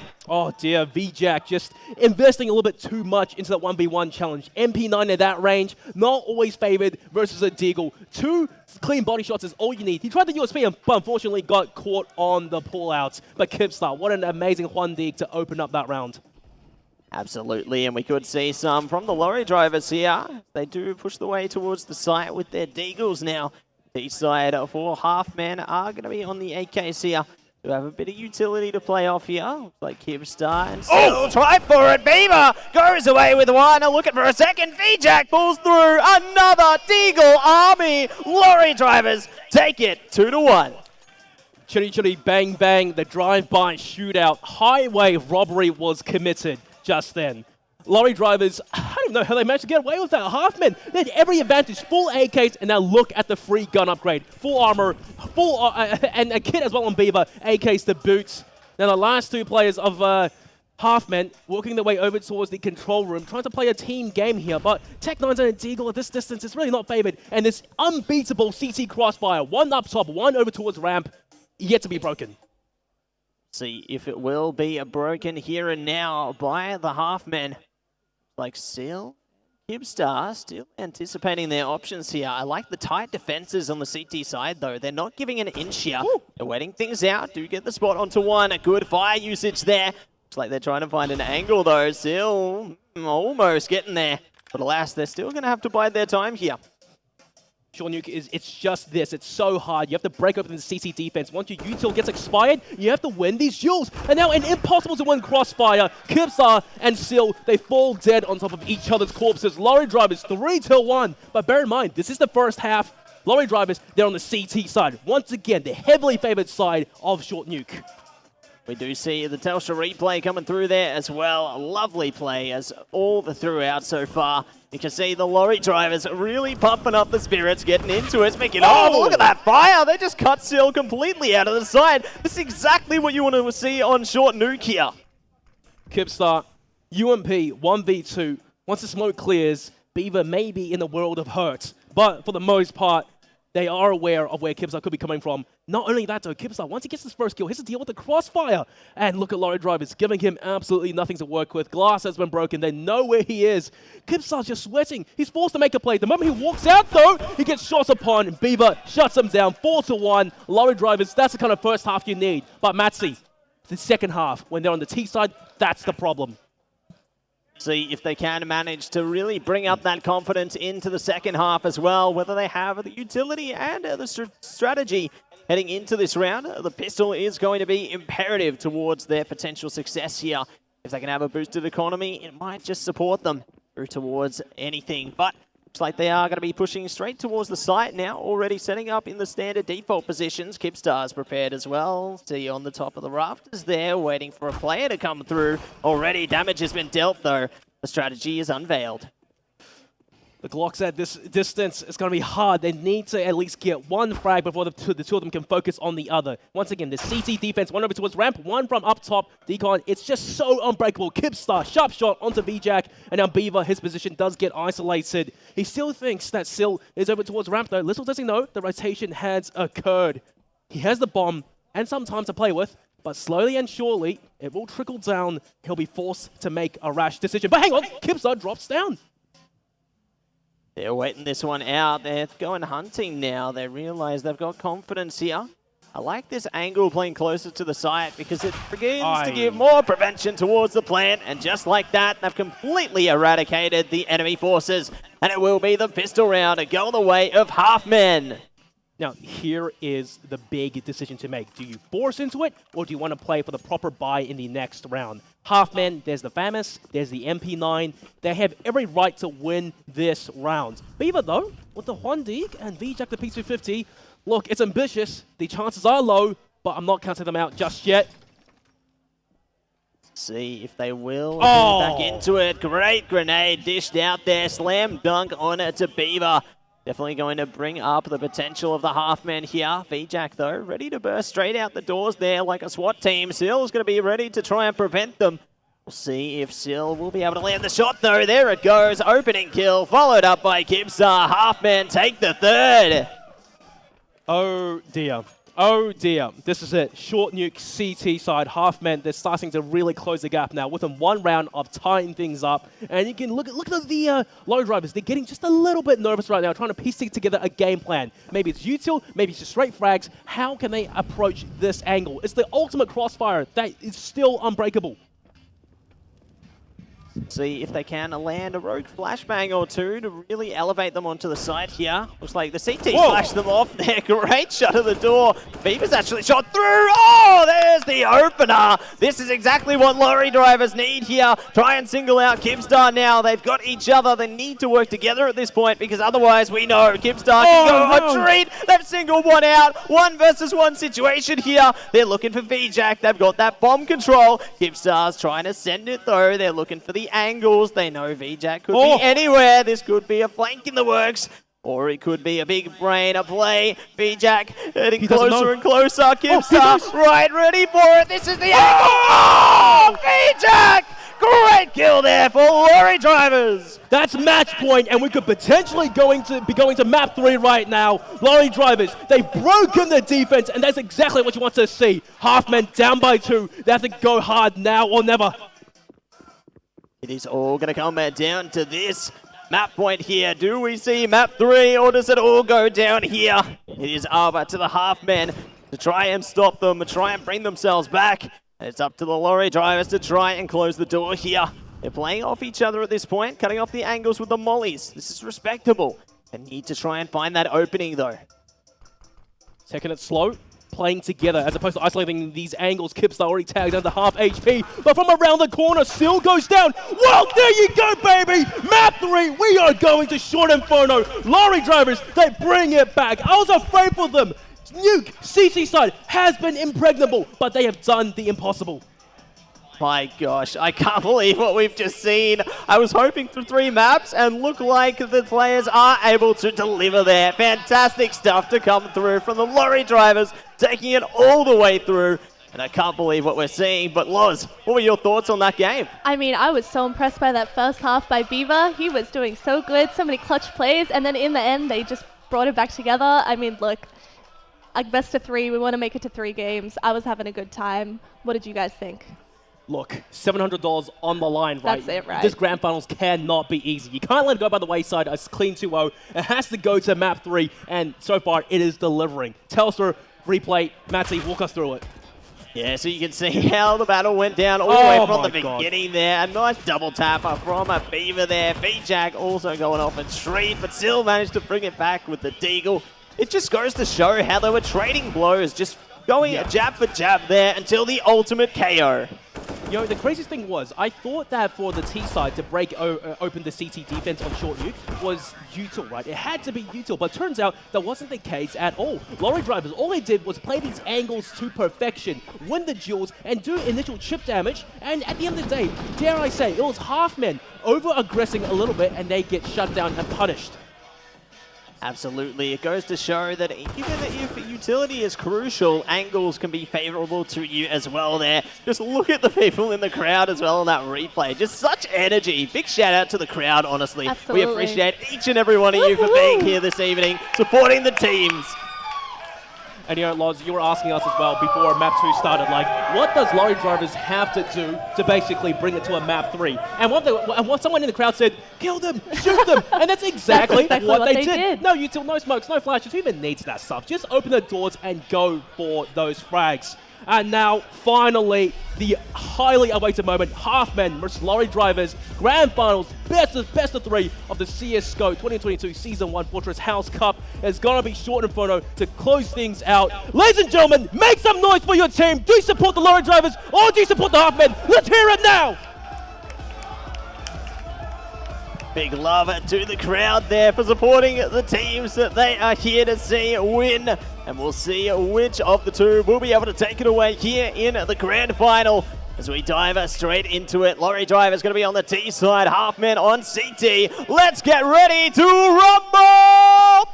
Oh, already, right off the bat, Lorry Driver's going in hard. Halfmen still goes down like a stack of bricks, and Kipstar tapping away, trying to get a clean headshot, but VJack knows what's around the corner. These two players have been stars for their respectable teams, and Kipstar looking to play the retake situation. She's more than happy to give the site to VJack, who has yet to plant the bomb. But he's out in the open, though, and he catches Kipstar. That's the opening pistol round. Lorry Drivers carrying through momentum. Big love for the Lorry Drivers there. You can see they've taken away the first round, and they're looking to try for the second as well. Halfman, though, they're going to be meeting them head-to-head here with the MP9 to like the force-up. Pushing straight towards Diggity here, waiting on the angle, though. The T's not thinking about that one. It's still deciding on whether they want to approach from there. Just dictating the angles on through towards Archway at the moment. Waiting out some potential utility or piece from the CTs, but it's just a game of patience at this point. Who's going to make the first move? Good information found by Sil. Yep, he spotted Beaver really deep over towards Arches, but little does he know VJack is also around the corner. They're waiting for an initial peek and some initial frags going their way before they aggress the site. Once again, in a 2v1 ideal situation. Still be careful there. You could be biting off more than you can chew. See if they can take it away right now, though. 45 seconds to go here. VJack ready for the swing. Gets taken out, though. Kipstar, great opening there. They take barely any damage out of it, leaving a lot of pressure on the Beaver here. We'll see if Beaver can find a kill back. The angle spotted. They're not able to come away with it. They're getting shot down. It is looking absolutely bloody here. Kipstar sends it, and that's the equalizer. 1-for-1. Yep. Hey, look, Matty, it's one of those things, right? On Short Inferno, when you're trying to clutch out a 1v2 situation, going over from apartments, it's rough, isn't it? You have to deal with two open angles as soon as you walk through a doorway. And not only that, after getting one frag or the other, you have to still drop down and aggress onto the side. You leave yourself open to so many possibilities. Yeah, that's why some teams like to play around the utility, but obviously in round number 2, not so much available to you there. Maybe in a future round, however. Looks like they are going to be delegated to the pistols this time, though, on the T side. Already being spotted out in Boiler there. Kipstar, good to try and cut off any support from middle. I love the aggression from the CTs here. They're not playing directly on the site. They're trying to cut off the entries before they happen, really forcing the Ts to take their time here. Well, VJack and Beaver, they decide to regroup, reassess the situation, and re-aggress. So far, they're getting just a little bit stuck over towards the boiler doors. A little bit of wide joy cosplay right there. But Halfmen still holding stock steady, super strong. It's a bit of a lineup there. Kipstar, what did he see? Did he see 1 or 2? It's a lineup. Kipstar, 4-2, easy peasy, mows down the Lorry Drivers. Great round there for the Halfmen. They will be able to pull away with the lead out of that one. We'll see if they can continue it here. They are looking ever focused in this one. You can see their heads are in the game right now. It looks like Lorry Drivers, though. They got AKs to play with here. One flashbang. It's going to all come down to that. Oh, no. Whoa, that nade did big damage onto VJack, and in turn, he tears Sil's scalp right off. Kipstar, the literal superstar in a 1v2 clutch situation. He's done this a few times. He has a kit to play with, 2 flashes and a smoke. It's his oyster. Oh, and he saw Beaver as well going over towards apartments. Now, Matsy, jumping out of apartments, it has been a bit of a death sentence for these teams in the past. It could be if the timing plays wrongfully for them, but it looks like Kipstar's ready for this one. Playing just on Diggity here. Waiting for the cross through to the side. This is perfect for Kipstar. They have to push into this angle. I love this choke point. They spot them though. Kipstar taking a lot of damage. Won't go down without a fight though. Kipstar laying off the flashbang now. They flash themselves. Forced to pull back a little bit. But really showing that they have a lot of grit. They are fighting for this one tooth and nail. No way. Kipstar's going into apartments now? I mean, it may pay off, but VJack also going around the world. It comes down to the timing. Kipstar's lying in wait. Here's the angle set up perfectly. VJack right under his nose. Walking around these angles. VJack planting safe over towards Luck. Fakes the punt, however. VJack looking the wrong angle. A few bullets. It goes all right for Kipstar. And VJack has his position locked down. In for its silence. Jumping down around the corner. 7 seconds. Big stop. VJack. I can't believe it. 5 seconds. Runs out. Wide swing. AK. One shot is all it takes. And just like that, again, even Stevens, 2 for 2 now. The lorry drivers band together and managed to find glory. Looks like the CTs aren't going to be out of it just yet either, though. They got the M4, the MP9, a bit of armor as well. No kit, though. That grenade, unfortunately, not going where they wanted it to. But, you know, they're just testing the utility there, just trying to see how effective it is. Looks like the Ts are going to be working their way through towards the archway, though. Could be spotted head-to-head with Seal in a moment. Beaver not watching that angle, may not be ready for it. Yes, they are. Beaver pulls away with the opener, leaving Kipstar in the 1v2 again. Well, he almost had it last time. A few shots were whiffed, but this time, though, 1v2, and Lorry Drive is playing this much better. Doubling up, playing the buddy system, looking to support each other now as they execute onto the site. But Kipstar may be in good position for a spray down, and Beaver gets the best of him. That's the first half. Lorry Drive is now so close. They can smell the $700 grand prize. It has been a tied game once again here, Will, and I feel like that's only going to continue through towards the second half here. You can see just how eager both of these teams are to really push ahead, try and take away the grand prize and potential victory for their house here in the Fortress House Cup. Yep. We are going to be pushing in to the second half right now, though, and the Ts are playing for apps control. 1,000 points to the house of whichever team wins this, either House Valor or House Jim. And of course, those house members will be getting a nice little prize pack to go with it. So there's a lot riding on the line here, a lot on these players' shoulders. Kipstar, Steel, Beaver, and VJack. Show us what you got.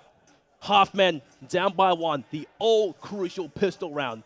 And just tension so thick. Kipstar looking to double down with his buddy Silt. There's a jump down. It's a burst by a Glock, and VJack shuts him down. Silt 1-for-1 trade. And it's the Glock long distance. Silt can commit the bomb plant here and put the pressure onto Beaver. Beaver's trying for it though through Moto there, trying to spot for it. Still good to line up the angle, not good to line up the kill yet. But closer, getting the dink through. One more to sink it. Beaver's gone. It's the equalizer. That's right. That is what you need in these situations. He steps up massive. And now 3-3. It's all tied up. Oh, what is that? Which team are you supporting? Hang on. You know what? I see the boys back there. Lorry drivers. I hear you guys supporting their friends. But it's not quite a force fight coming out from the Lorry drivers just yet. A CZ, a gun we haven't seen all day. I'm eager to see how that one plays out for the Lorry drivers there. Definitely love the CZ. We'll see if they will be able to pull something together with it. You never know what could come out of that barrel there. Looks like Halfmen are going to be working their way through Archway, though. Just creeping around the close angles, making sure the CTs aren't looking to fight them. VJack could be spotting them soon, though. Takes a bit of damage there. Isn't able to deal much back. With that spot, it might play to their favor, or it could favor Beaver here, waiting presently on the site. VJack is just the distraction, but Beaver, he's fired a few shots now. They know there's a CZ player on site, looking to juke it out, and there you go, sharp shot by Kipstar, takes down VJack. Beaver, yeah, it's in a rough spot. The CZ, unfortunately, couldn't do much. Kipstar shuts them down, picking up those eco frags, as now we see the tides change just a little bit. Lorry drivers are getting a little bit more concerned now. Absolutely, because the scoreline is getting ever closer and closer. One more round is all Halfmen need for grand final point here. It's getting dangerous. We'll see if they can find it, though. VJack, good to open it up there. Kipstar trades it out, though. 1-for-1, looking for more. VJack pulls it back. Lorry drivers, it is even again. Grand finals. It is delivering. Map 3, even scoreline. But look at the players. They're all dialed in. They're all so stressed. it could go in anyone's way right now. It comes down to the buys, it comes down to these insane situations, and lorry drivers, they have the M4s, they have the armor, and it's half men, half armor, and Deegs. They need to find some nasty headshots. Absolutely, and we'll see if they can find the one-taps there. Pushing up at Diggity at the moment. VJack is ready for them, though. Ready for them to get onto the site. They got some util to push towards their direction. Still, though, already taking a bit of damage there. Not able to deal much back. One goes down in Kipstar. Still, surely could be around the corner. 16 HP in a dream. They change it up, go through to the apartments. The balcony could be the stairway to heaven for them, or it could be the gateway to hell. Hey, look, we've seen quite a few players go through apartments in the past. It's never worked out in their favor, especially with how much util still does not have. It's going to drop down, and right on top of VJack gets execution. There's everyone in his head, and Beaver still shuts him down. But by God, it was a 1v1. It came close. It was a valiant attempt. Oh my word. That was a very uncomfortable moment, to say the least. A nasty surprise for the lorry drivers there, but alas, they take it to grand. A final point now. T's going to be on the AK and Galil. Pressure is on for them to even it up. A Seek T is present on the site. They're ready to fight this one. Beaver ready to swing it around. VJack gets the spot there. Opening kill. Grand final goes the way of lorry drivers. Look at the boys. They're happy. They're taking home the $700 grand prize, but yet they're not, because the half-men is still walking away with 400. That's still a hefty cash prize, but my goodness. Matsy, towards the semifinals and the grand finals, we saw the half-men finally make their debut performance. They played very well, but however, towards the end, lorry drivers, they were just the more consistent team all day long.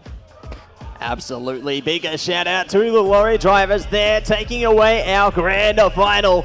Big plays from them all throughout the day, and very impressed with them so far. But big shout out to all of our other teams that played today as well. We saw some amazing players from everybody who played today, even if they didn't make it towards the end. No, but everyone still performed so incredibly. We've had such a brilliant day here on the final day of Season 1 of the Fortress House Cup, presented by Telstra and supported by Alienware. Boys, wasn't that crazy? What a tight best of 3. What a way to close out an evening. Yeah. Any favorite moments? Oh, look, all 3 maps, I think, went all the way. But I think especially on map 2, Short Nuclear, I really have to give props over towards the lorry drivers. They managed to crack open that CT defense, the crossfire, but just straight up shooting them, isolating these angles, and if anything was half-men, blasting off more than they could shoot. As you can see on the Telstra replay of the final map there, well, it was a very close affair, but I think towards the very end there, half-men, they fumbled the rounds just a little bit, and that's what resulted in them having a very weak buy going into match points. Yeah, it goes to show that you really have to try your best to manage your economy, because otherwise it could end up being your undoing there. And the lorry drivers remained ever strong all throughout there, just trading a blow for blow all the way through towards the end.